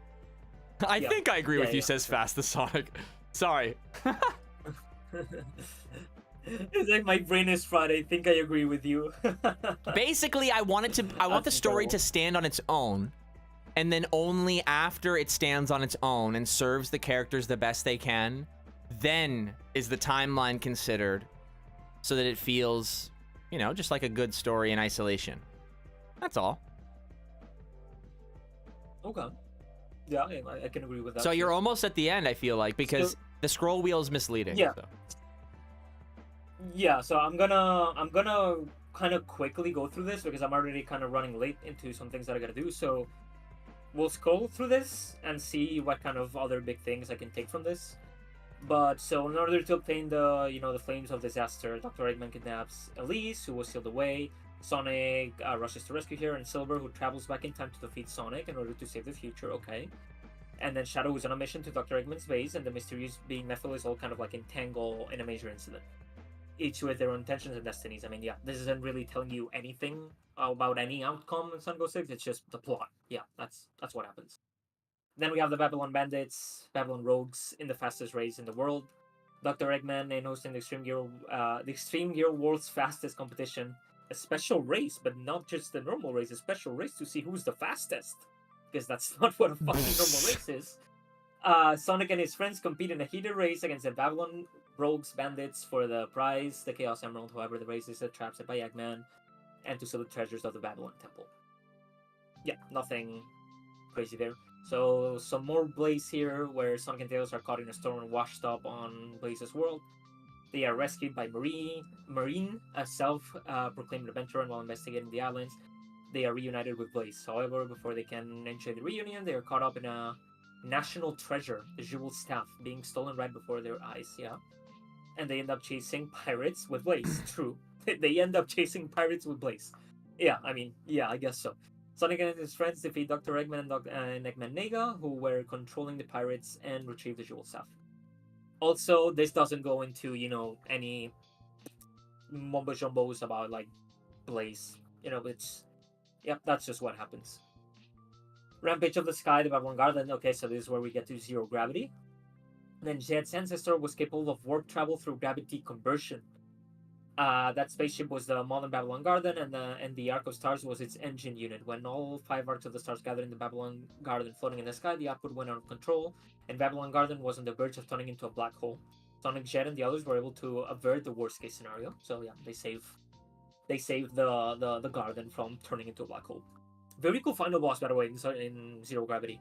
I still the music from that final boss will always be in my mind, where it has like, when you do the gravity switch and everything, there's like trumpets that sound like elephants. It's great. I love it.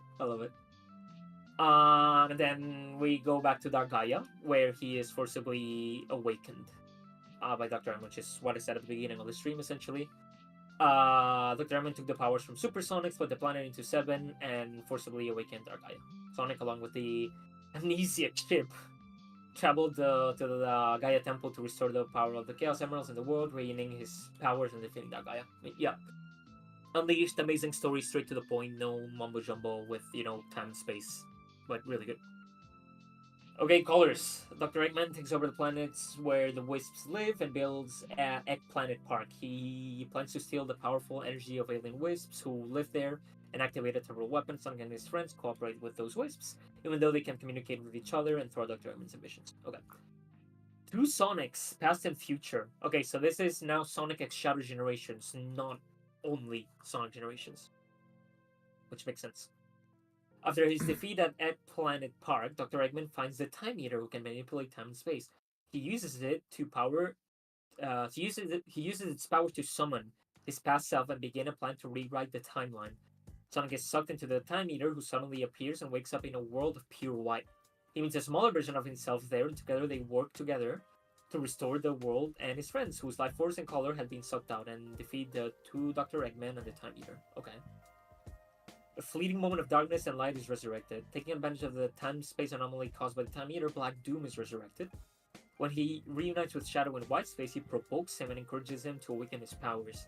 Meanwhile, Maria and Gerald, who are supposed to have died a long time ago, are also resurrected. They spend a fleeting, precious time together and stop time-space. Beautiful. I love that. In the end, Black Doom attempts to absorb Shadow, who has become the strongest Black Arms warrior, but Shadow's heart has not been consumed by darkness, and he refuses. With Maria's wish in his heart, he defeats Black Doom. Beautiful. I really like Shadow Generations. I really like how it places itself here. Also, hi Leaf, yes, we're reading. We're kind of on a last sprint here, because I'm running late to some things, but yeah. Well, we don't shortly. Sorry, I rambled too much. King Dog. Oh, it's fine. That's what we're here for at the end of the day. In order to embed the biodata of Sonic and the other races into Metal Sonic, he holds a World Grand Prix and a global competition for exchange gear where the winner will receive a huge prize of money and treasure. The race begins where the thoughts of each participating team intersect. So that's Sonic Riders. Dr. Eggman finds the Lost Eggs, a mystical land where the Oni clan. Where what? Where the Oni clan live, and uses the conch shell, which is the weakest point, to enslave the 6 demons. Ugh. And absorb life energy from Earth. However, after losing the conch shell, the 6 demons. Yeah. Between Dr. Eggman vanish and scale the device and suck all the life energy, putting the Earth in danger of collapse. Sonic and Dr. Eggman have no choice but to join forces to defeat the 6 demons, and they defeat them. We've now gone through an episode of... I mean, do I say it? Mickey Mouse Clubhouse? Do I say it? Yeah, this is so aesthetically different than the rest, right? Like, it's so weird. Thank you, Sonic Lost World. Dude, the timeline and the world and the Oni that awaken. Alright. Dr. Eggman steals the ultimate power engine developed by the Dompa. The Dompa Kingdom, and plots to use it for evil purposes. However, just as he's using the engine for evil purposes, he's defeated by Sonic and his friends. $20 says that wouldn't be here if Crossworlds wasn't about to come out. Like, yeah, no, 100%, 100%. Like, King Dodonpa is like the only important part of establishment here. My like, God. like, okay, sure, man.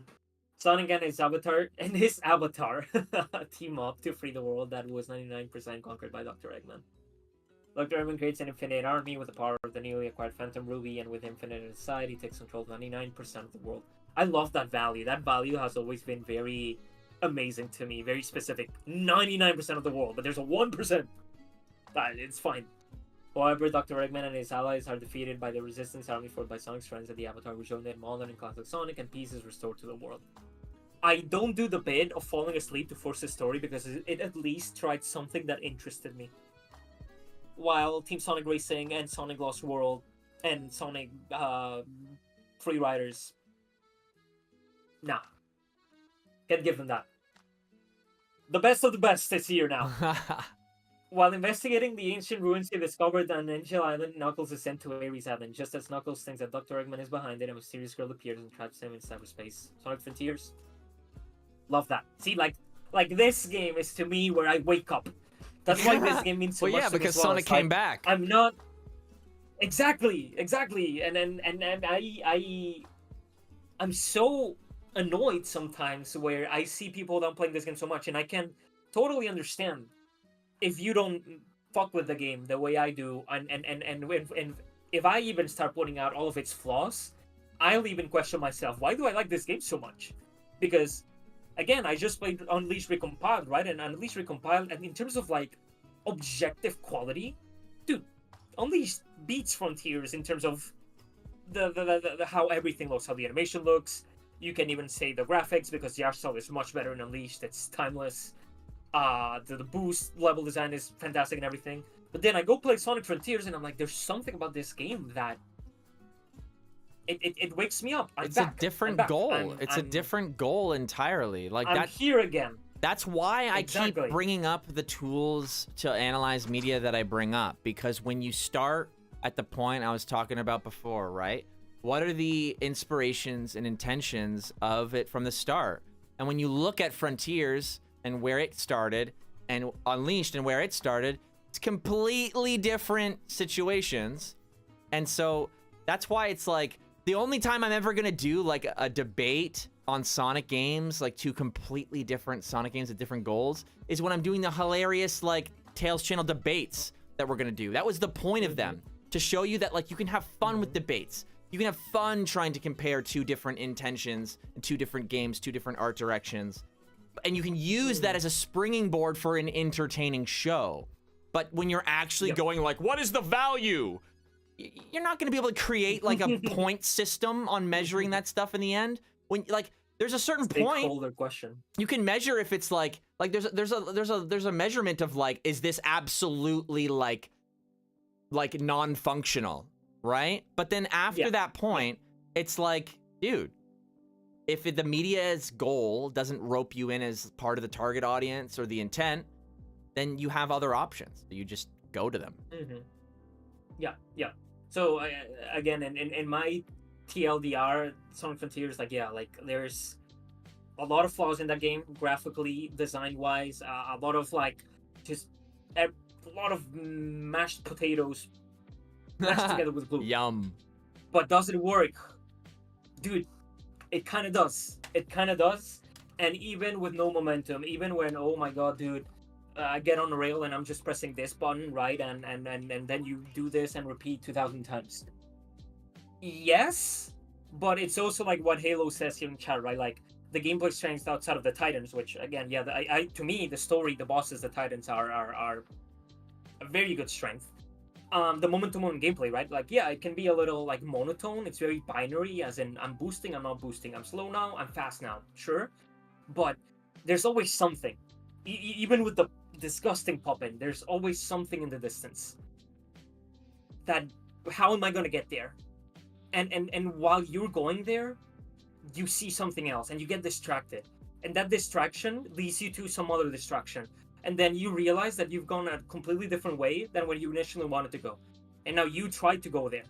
I think it's just, maybe it's my ADHD. Maybe me having ADHD is like, makes me enjoy this game way too much. Well, no, right? it's because not I cannot surprising. focus on one thing.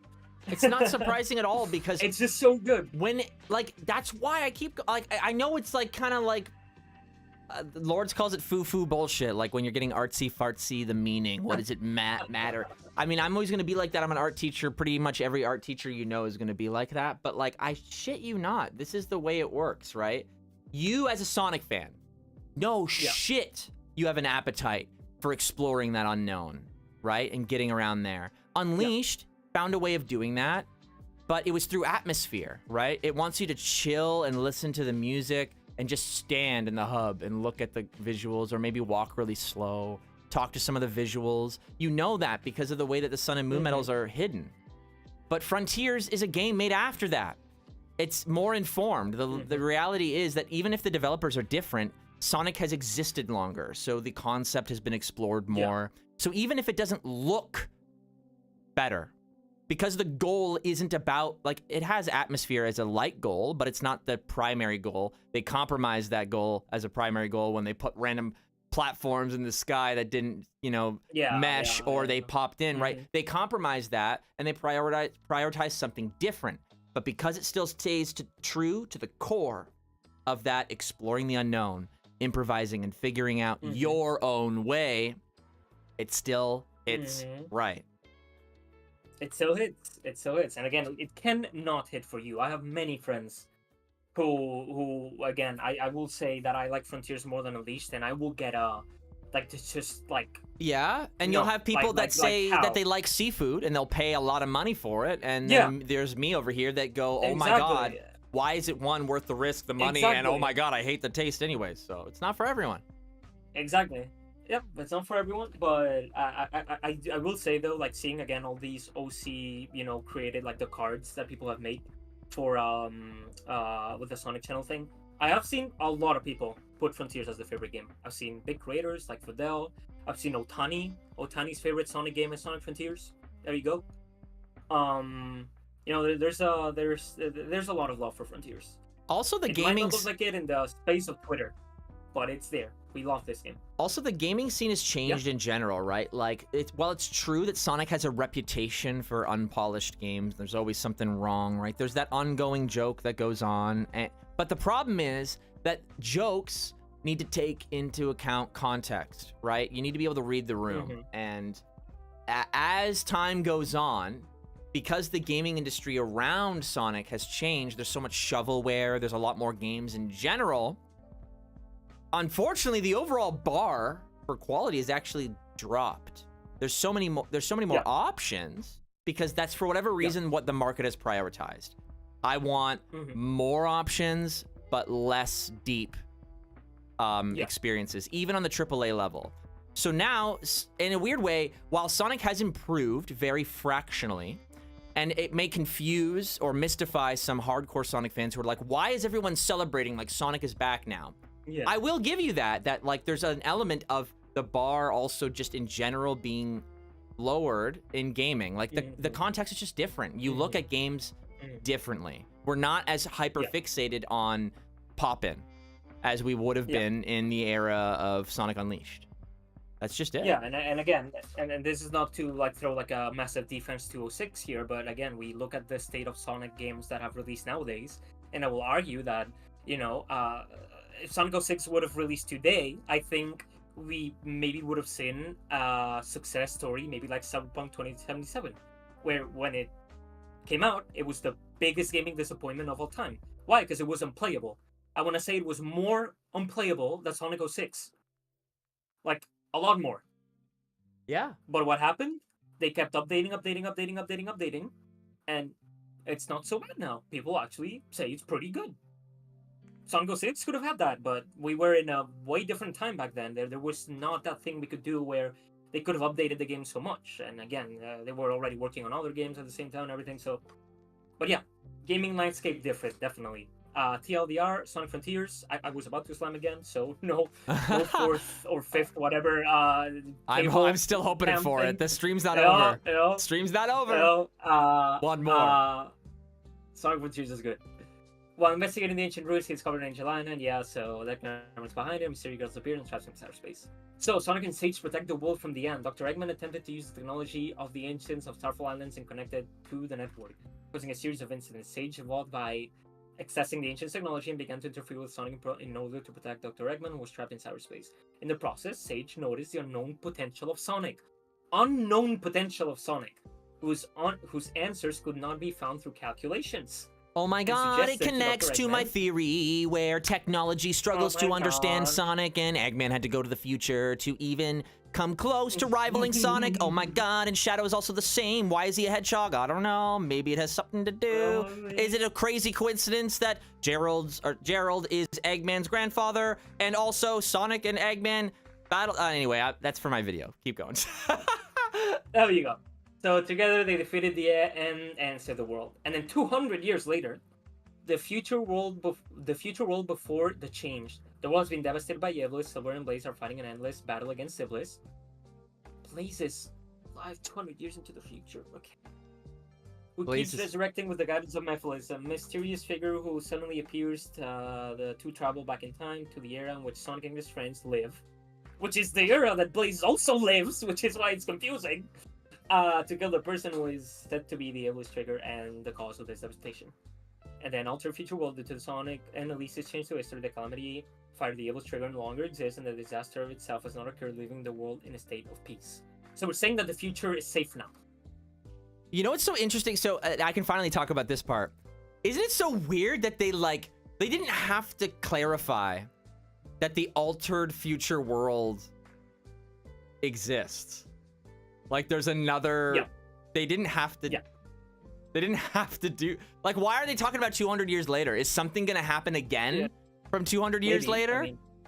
I think it's just important for Silver, right? To establish Silver that he comes from 200 years into the future. I know, but what I'm saying is, like, think about how popular Silver is, but he's also in a situation where he is linked and he was introduced in the most infamous Sonic game possible. So what I'm imagining internally is that there was a little bit of internal, like, man, like a big part of our lore that we're trying to invest in right now is in 06. But there's also this weird internal mandate, like, we can't really, like, acknowledge it. You can see that kind of being peeled away as we go forward. I think the compromise they might have agreed on is, okay, we're not going to remake Sonic 06. There was probably a time where they were talking about it. But then they were like, no, let's do a new story. So I honestly think we're not going to get Sonic 06 remake. I think we're going to get, like, it's so funny. Everyone throws around Sonic Adventure 3, but it's so funny. What I think we're getting is Sonic 06 2. Right. That's what I think we're getting, if I'm being honest with you. Maybe. So, with that said, guys, at least on my end, this was really cool, like, going through this. You made it cooler even for me when I went alone. I mean, it's great. The timelines are good, man. You're just based. You're just built different. I'm just based. It's just the way you are. Thank you, guys. Thank you. Thank you. Thank you, guys. Thank you, Evan. So you were late. I'm so sorry. You've still done a great job, and you're not distracted at all. I am 30 minutes late. I said to a friend, dude, we can meet up at 9 p.m. It's 9:30. It's my Sonic's fault. Fine. It's fine. It's fine. It's fine. It's Sonic's fault. But yeah, to me, I'm gonna leave it here. Evan, if you want to keep the stream going, I guess I technically could. You could. So I'll wrap up a little bit and answer some questions. But Dakiii, thank you so much for joining us. And yeah, let's hit it up. This is the first time I've done this. I'll see you guys in future streams as always, weekly now. So make sure to look forward to that. And in potential videos, you know, as we start going into future, you know, mainline titles, I'll see you guys in some news videos as well. And then I want to address one last thing. Halo said, at Dakiii, can I get 5 big booms on your desk? You know what, Halo? Boom, boom, boom, boom, boom, boom. Goodbye, everyone. That's so awesome. He left on that? Oh, man. I also love that you can see him, even though he disconnected on Discord, because we're using a different service to do that. And there he goes. What should I have on my little extra monitor over there, guys? So we're going to close out just for the end. I'm not going to stay much longer because, honestly, I'm getting cooked by my ring light here. Actually, you know what I want to do with you guys while I answer some questions? I want to see if I can figure out... Because I don't know if you noticed, but I'm a little bit, like... I'm positioned, I think, better. But you'll notice that there's... My timer, or a little bit of my table isn't here. Normally, you can kind of see some of my table. And that made it really great because you could see my button, and then you could see my timer, and it just added a little bit extra to the set. Like I like the, you know, same to the. I like this better. I like the plush being here. It was getting kind of in the way in my hands, so this is good. I like this. But now I need to figure out how to get the timer in the frame because my table is like very low. Bye, Dakiii. I love this timeline. This timeline, it's crazy. The lore team must have been working on it for so long, but it seems so simple when it's all laid out like that. I must mean they did a good job. That is a job well done. I gotta get some video on the back. Oh, you know what I can do? Yeah, it's just the end of the stream, so I'm gonna put the actual like lo-fi Sonic chilling. Yeah, that's good. So that also makes you know which one I'm using. Sort of like feels a little bit more ethical than what I was doing before, I suppose. Put Sonic Advance 2 long play on the monitor. I'm not going to be here that long. It is the end of the stream, but this part of the stream is for you guys. Dakiii and I did a lot more talking than I anticipated. So I wanted to leave a little bit more room for a Q&A. Because I think we talked to you guys a lot more last week. Just so you guys know, what Dakiii was mentioning on his way out is this is going to be a weekly stream situation. The Blue Sky posts or the Twitter posts that Dakiii might have posted, the Eastern Standard Time might have been a little bit like an hour behind. Daylight saving time sucks.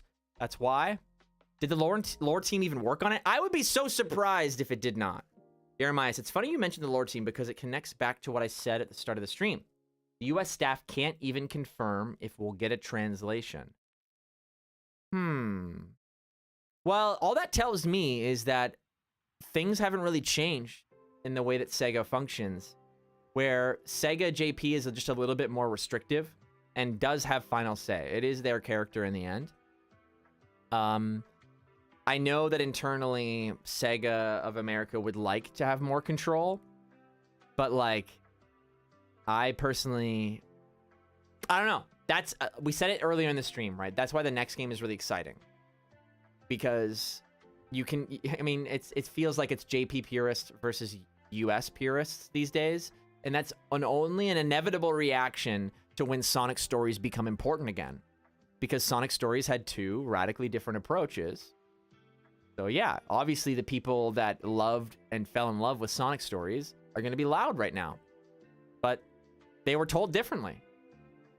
Halo says, that's funny how you're saying this because we're switching to summertime next week in the EU. So we're skipping an hour. Oh, yeah. Are they at different times, bro? I don't even want to try to make this make sense. Basically, around the time that this stream started on Saturdays, we're going to do it every weekend. Because we need to kind of like reawaken. Partially because, like, for example, I actually forgot we were going live and I was able to set up really, really quickly. And I set up this stream so that can happen. I'm trying to, like, make room in my life schedule again to do Tales channel so that we can kind of be more reliable. Because the reality is that, yeah, you guys are going to find other places to hang out throughout the week because we've been sleeping. And we're going to try to do more events and get new people hanging out. But yeah, let's talk about Blaze. This is a question about Blaze, which we definitely need to talk about more. Jorno says, I think Blaze from 06 could still be the one from Rush, but before its events, since the Sonic timeline seems to go the alternate timeline, since the failed future is referenced by PSI Silver. Wait, PSI Silver? The only time I've heard about PSI Silver was in Sonic Runners, Jorno. Never heard about it like in like having a separate. Oh, wait a minute. I do actually remember Runners clarifying that.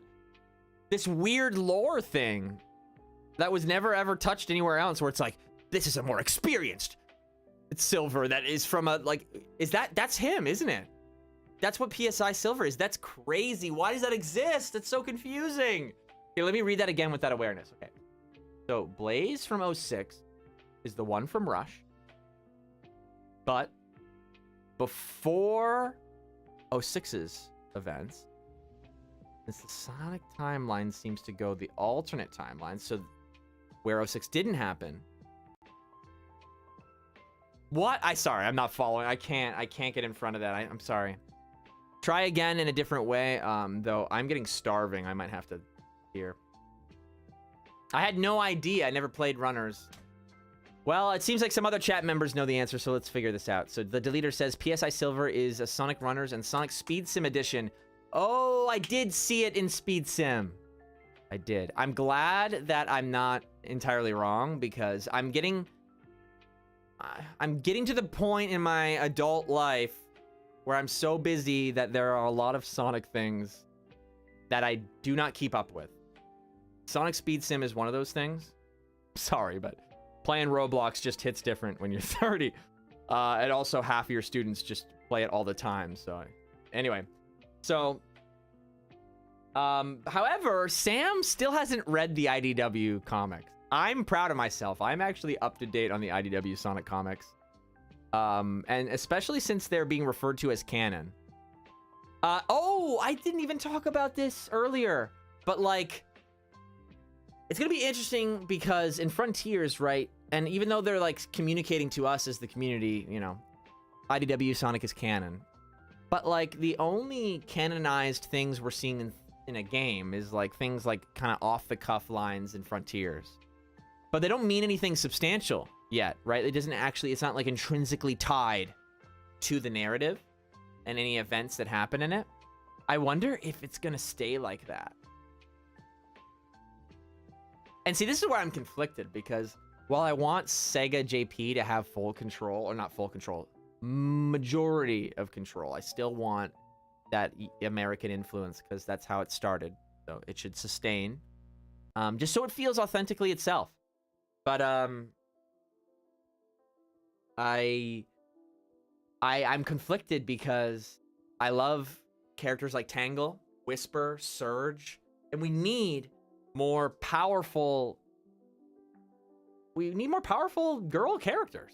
Like, the reality is that when you look at the Sonic cast and like their abilities, like Amy is great, but it rubs me the wrong way that they're gonna kind of tack on magic to Amy. Like, yes, she went invisible in 06, but like, that's tacked on too. It was tacked on at the time. It's random. It didn't, like, in this connection to, you know, I'm glad I just mentioned authenticity, right? And how things started. It just feels ingenuine and so, like, apologizing for something that I personally don't think they need to apologize for. Amy, yes, Amy had, like, flawed mentality, and it was toxic, but like there were other women there that also reacted the same way that the men did, where it's like, oh my god, like, Rouge was doing that all throughout battle. Like, what? Like, oh my god, like, and that's why I want Surge and Whisper and Tangle to exist in the main games, because I think it will leave room for Amy to just be who she is. Because unfortunately, I think what's going on is people are distracted by the fact that Amy is a girl. And they're distracted by, like, female characters in media in general, which, totally valid. And unfortunately, IDW Sonic was the path to answer that as quickly as possible for the Sonic brand. So that's kind of why I want them in there, just so that Amy can just be bubbly and like, oh my god, like in love with Sonic, and like, because that is the function of her character when she started. There's no way around it. Like, and like development in these characters, very minimal. Very minimal. Like, I get the point of, like, for example, Blaze, right? We talked about Blaze earlier, right? I do think IDW is worth the read, but for the sake of discussion, Viper, because they're trying to do authentic characterization, but they're American writers. So I think it's very informative for this specific discussion, Viper. But, jeez, can I remember what I was talking about? Let's see. Yes, great. So Blaze has a character arc, right? Like, it's part of the appeal of Blaze. She starts reserved and doesn't understand friendship, and Sonic opens that world for her. But, like, if Blaze completely learns the lesson, completely, it is literally a different flavor of character. That's not, and it's also not how reality works. Like, you will always be you. And Blaze, that's why Blaze is so interesting. Blaze learns that lesson, but with that, it's that knowledge that adds depth to her future choices, because it doesn't intrinsically change who she is. It's a new filter for her to analyze her the new lens and filter and point of view for her to look at every situation that happens to her moving forward now. And it puts that interesting moment of pause and consideration You'll even see it in Blaze's Sonic Channel story, right? And that same thing is happening to Tails. That same thing happens to Shadow, right? They like pause. They go, And then Knuckles, right, has those moments. It played a little bit more frequently for comedy, but Knuckles will eventually like, Like do you not see how I'm like, it's Sonic's mentality. You're distracted. Even Eggman is distracted by Sonic's physical abilities. And that's why he can never discover, well, he does discover with Metal Sonic, but he can't actually, even using technology, emulate the natural mentality of Sonic. So again, connecting it to Amy, the way that Amy uniquely interprets Sonic's lesson is what made Amy enjoyable. So yes, she's coming at it from a romantic angle, which nobody else does. But that's super important. That's a prominent angle, right? Romance and commitment and like also just a crush, right? A youthful crush where you're like, oh my God, I'm so deeply infatuated with you. And not in the same admiration way that Tails had. I'm sorry, but no matter what you do with Amy, if you're trying to do something, if you're trying to take that away and change it, it doesn't feel like Amy anymore. I hear people when they say that when they made the jump from Archie to IDW, they really did put a lot of Sally into Amy. And it didn't feel authentic. And yes, you can kind of hide behind that talking piece by saying like it was the circumstances that put her in that kind of like leadership role. But like the Amy I know would be so much more distraught by the idea that Sonic is he dead in Forces? Like, I'm sorry. It's just, again, when you say 99% of the world is taken over, Sonic is missing.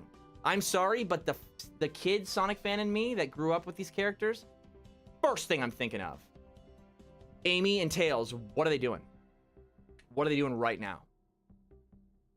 Honestly, my impulse is that Tails, I did not expect Tails to be like, Tails lost it. I was expecting Tails to be like, this is it. I've been like, I have to be him. I have to be him. And I was expecting a kind of, I am not a huge fan of My Hero Academia. I liked it more at the start, but I'm going to use it as an example. I was expecting from the premise of Forces, a kind of Midoriya Deku moment with Tails, where he's like, this responsibility is way too big for me, but I have to. I have to. And that feeling of it like spilling out of his hands, he literally cannot physically contain the responsibility, is why that story is so interesting. And then when Sonic comes back, you immediately know why that oh my, because he had to, his entire reality was changed. But the way that we get is just kind of like, Tails just lost it. Oh man, sorry I can't help you, Omega. Oh my God, like we don't get to see any of that. And yeah, I think Dakiii put it perfectly. Forces has all the right ideas. All the right ideas. But it makes me wonder, it's like, why did they try to make a narratively intense story when they knew their budget was like, I don't know, the price of a new pair of Nikes? Like, that's literally... Why? They should have just tried to make like a classic Sonic game or something.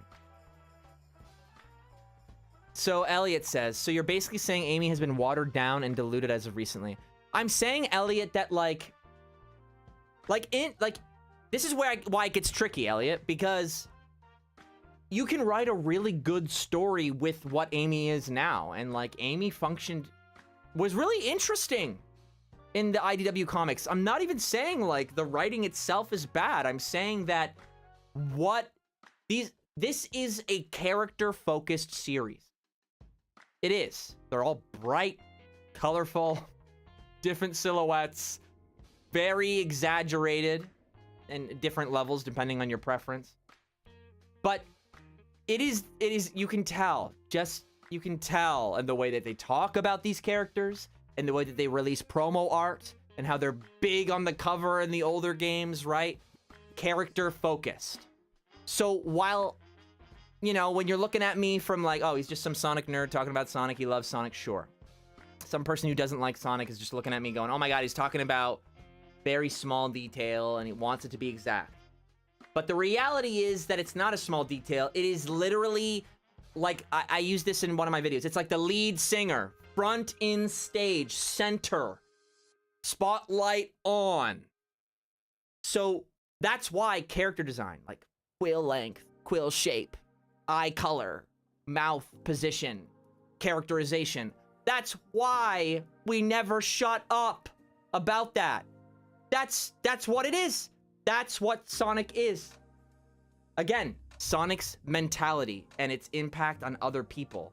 When you change the character's mentality, you change the lessons they learned from each other. Thus, the actual glue that holds the entire story together starts falling apart. Sonic needs that crazy, like, affectionate, like, I want to hug you. Needs that crazy affectionate character to clarify that Sonic doesn't show his affection that way. That he can just love by existing. Right? He's just, again, they need these big, bold choices so that they bounce off of each other and make it more exciting. And again, exaggerated at the level that you like. So yes, like for example, Sonic X, he's a little bit more reserved. A little bit more held back than he is in other games. It's fine, but as long as the spirit is there, right? What their actual intent, again, happy in the unknown, that's Sonic, right? You know, happy in the chaos, like, it's fun for him. All the other characters have something similar. They're walking mantras. And when you put them together, it creates a question. Whose mentality is going to win out? Because even though Blaze and Knuckles and Tails and Shadow and Jet, everyone has something to learn from Sonic, they are not Sonic. So there will always be this, like, comparing themselves to Sonic and trying to find their own way. Sonic is just the only character, this is why he's the main character. Sonic's the only character who has found his way. Like, fully found his way. And all the other characters are trying to find their way.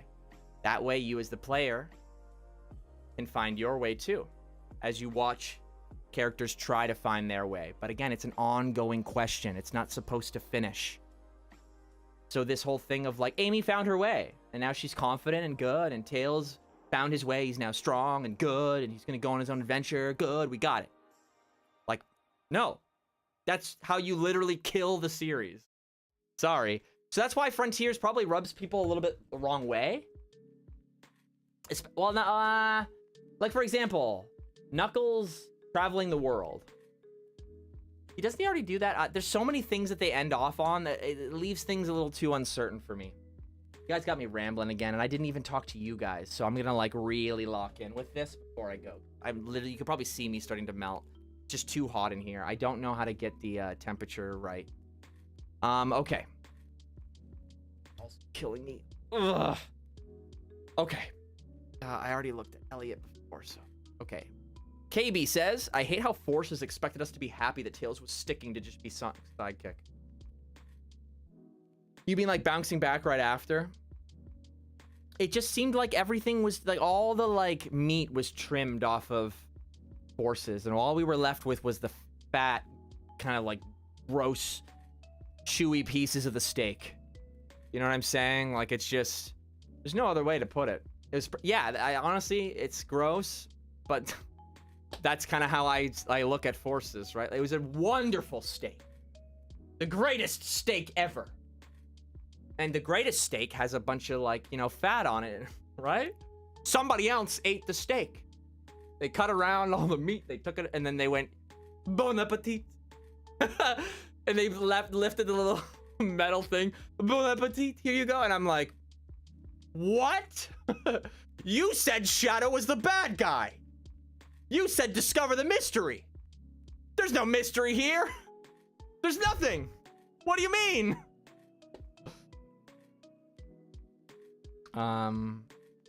Ice Sonic said. So I didn't read DCX Sonic yet, Ice Sonic. Kind of did this with Flash and the Green Lantern, just asking how these hedgehogs can do things like psychokinesis and speed. And both Sonic just say that they're hedgehogs. So that's interesting with Silver and Sonic, right? Shadow would have a different answer, right? But Silver, it literally is just a guy as well, just like Sonic, because... did you guys know this? I heard somebody mention it before, but I don't hear it mentioned frequently. Silver's... apparently, the telekinetic abilities are just, like, normal. Just so happens that Silver is, like, just alive. So that's interesting. I honestly think Silver is Fate's way of kind of manifesting that hero, right? And Sonic is, again, Sonic's love for the natural chaos of the world and Earth. When you kind of go with the flow like that, I think there's this belief that like things will work out in the end, right? Doesn't that sound very Sonic? He is that kind of like, if you breathe and you like leave space and your mind open to new possibilities, and you don't let fear kind of like lock you up, that hero or that solution will manifest. And Sonic is the physical manifestation, I should end soon, of that solution coming to you. And Silver, because Sonic didn't exist in that world, is also just that natural little glimmer of hope that comes from the natural chaos of the world. It just manifests very differently in a world like Silver's world. Sonic had a beautiful, wonderful world to explore, so he became really fast because of his curiosity and always moving forward. I genuinely think Sonic is just that fast because he keeps moving. He will not stop moving. That's it.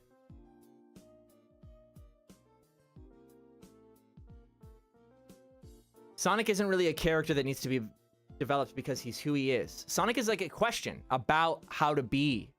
Sonic asks a question in all of us, right? And Sonic isn't developed because he's asking a question. It's the story is meant for somebody else. Well, he's not asking the question himself. He makes people ask that question. We've gone down this. Should rather help others to develop, like in Black Knight, for example. You definitely get it, Little Pancake, is what I was trying to get at, but I was like trying to go on another tangent when I was like, the sauce was not there. The juice was not there for it.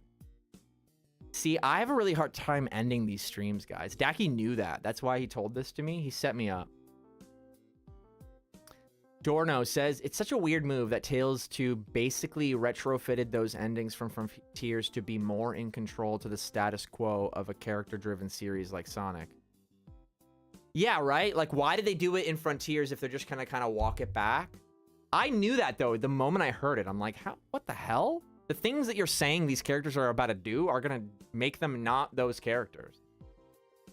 Like, Tales... It's interesting to see, like I said earlier, right? It's going to be interesting to see Tails try to grow up into that hero, but the key word is try. Try. That's why it's interesting for Eggman to try to break Sonic. Try. That's why he has to be a mad scientist. The counter, right? Control, plan, evil plan. Sonic's got no plan. It's just pure chaos. Controlled chaos. On Eggman's end, where he's purposely trying to create a chaotic scenario. Sonic's like, that sounds pretty fun. It'd be more fun though if we just kind of let it all go. Let it all be what it is. And not only that, but if we let it all be what it is, Eggman, you're gonna lose every time because you don't get the actual answer, right? He has the secret answer. again, the story never goes that far, but that's where they're playing. They're always playing. That same dynamic exists in Sonic and Knuckles, Sonic and Tails, Sonic and Blaze, Sonic and Jet. That's the juice. That's the juice, guys. And again, I'm avoiding talking about subjective things. I really am. And I think I'm doing an okay job. I do like when Sonic shows his cocky, impatient side. KB, this specific quality is something I know for a fact. When I was like, I want to say like 18, maybe 16, 17. I know for a fact that I was wrong. Now, I think you should factor in that, like, in general, because of the era I was growing up in, our awareness on the Sonic franchise and how it's supposed to, or our awareness of how the Sonic franchise is built and its history was just overall less. So even though I say, like, I was younger, you also have to account for that, the kind of knowledge we pick up over time before, you know, I say what I'm about to say. So I actually used to really love that kind of, like, really, like, kind of mean Sonic. Like, what are you talking about? Like, come on. Like, it's kind of like a little bit like picking on people. Never Tails. Just a little bit more sassy. But again, like, through discussions through you guys and other Sonic fans, I realized something, that Sonic going with the flow, right? When you start to kind of try to put pieces together and really break down the media, you're like, why would Sonic try to, like, trip up someone's, like, flow? Like, just trying to be themselves, right? So you can't just say he's, like, cocky or can be a little bit rude or impatient. Like, he is impatient, but you have to think about what gets him to that point. Why does he come across that way to people he interacts with? I think a big part of why a lot of American writers mess up Sonic when they're not a fan, they see that character bio, they go impatient, cocky, and they go, he's fast. Great. So he's fast. He's cocky because he's fast. That's what they say, right? They go, because a lot of speedsters are cocky because of that, right? Nobody can touch me. Nobody can touch me. I'm too fast. And when Sonic is made that way, and I liked that when I was a kid, you know? You know? I'm untouchable. You can't get me. Come on. You're not even on my level. Like, come on. And I used to like that. I really did.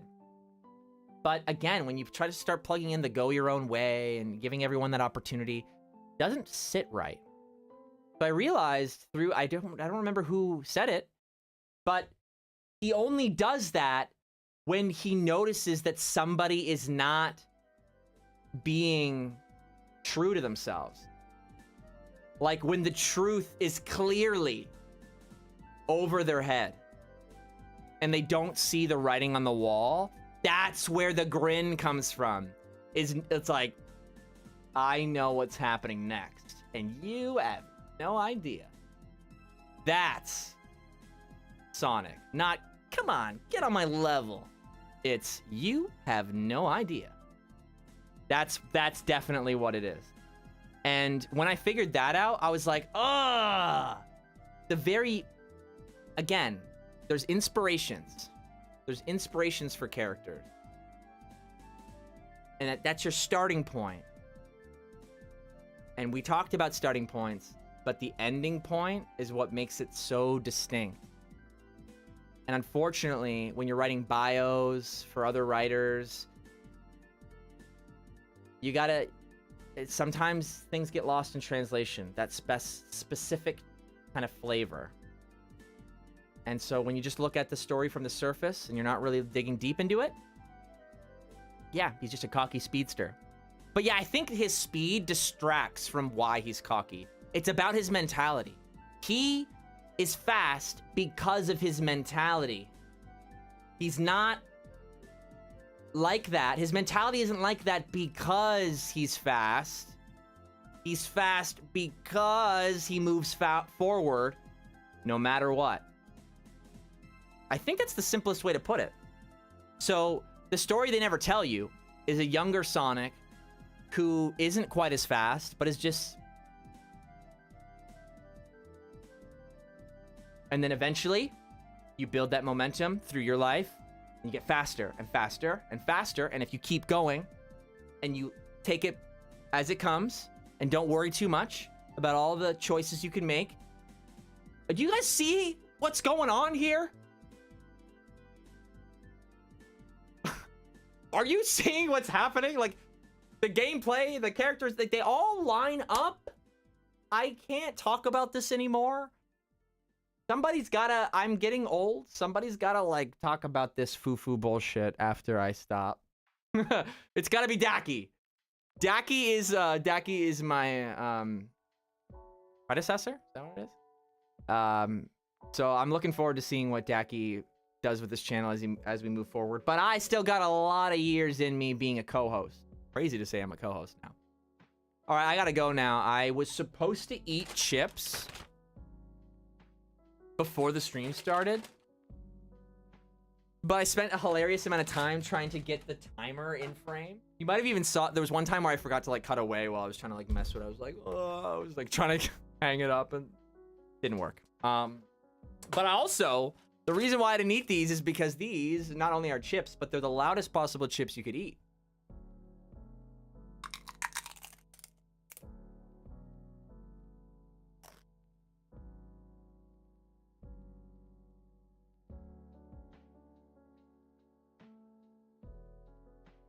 Wait, it's cutting it out. Can I get it?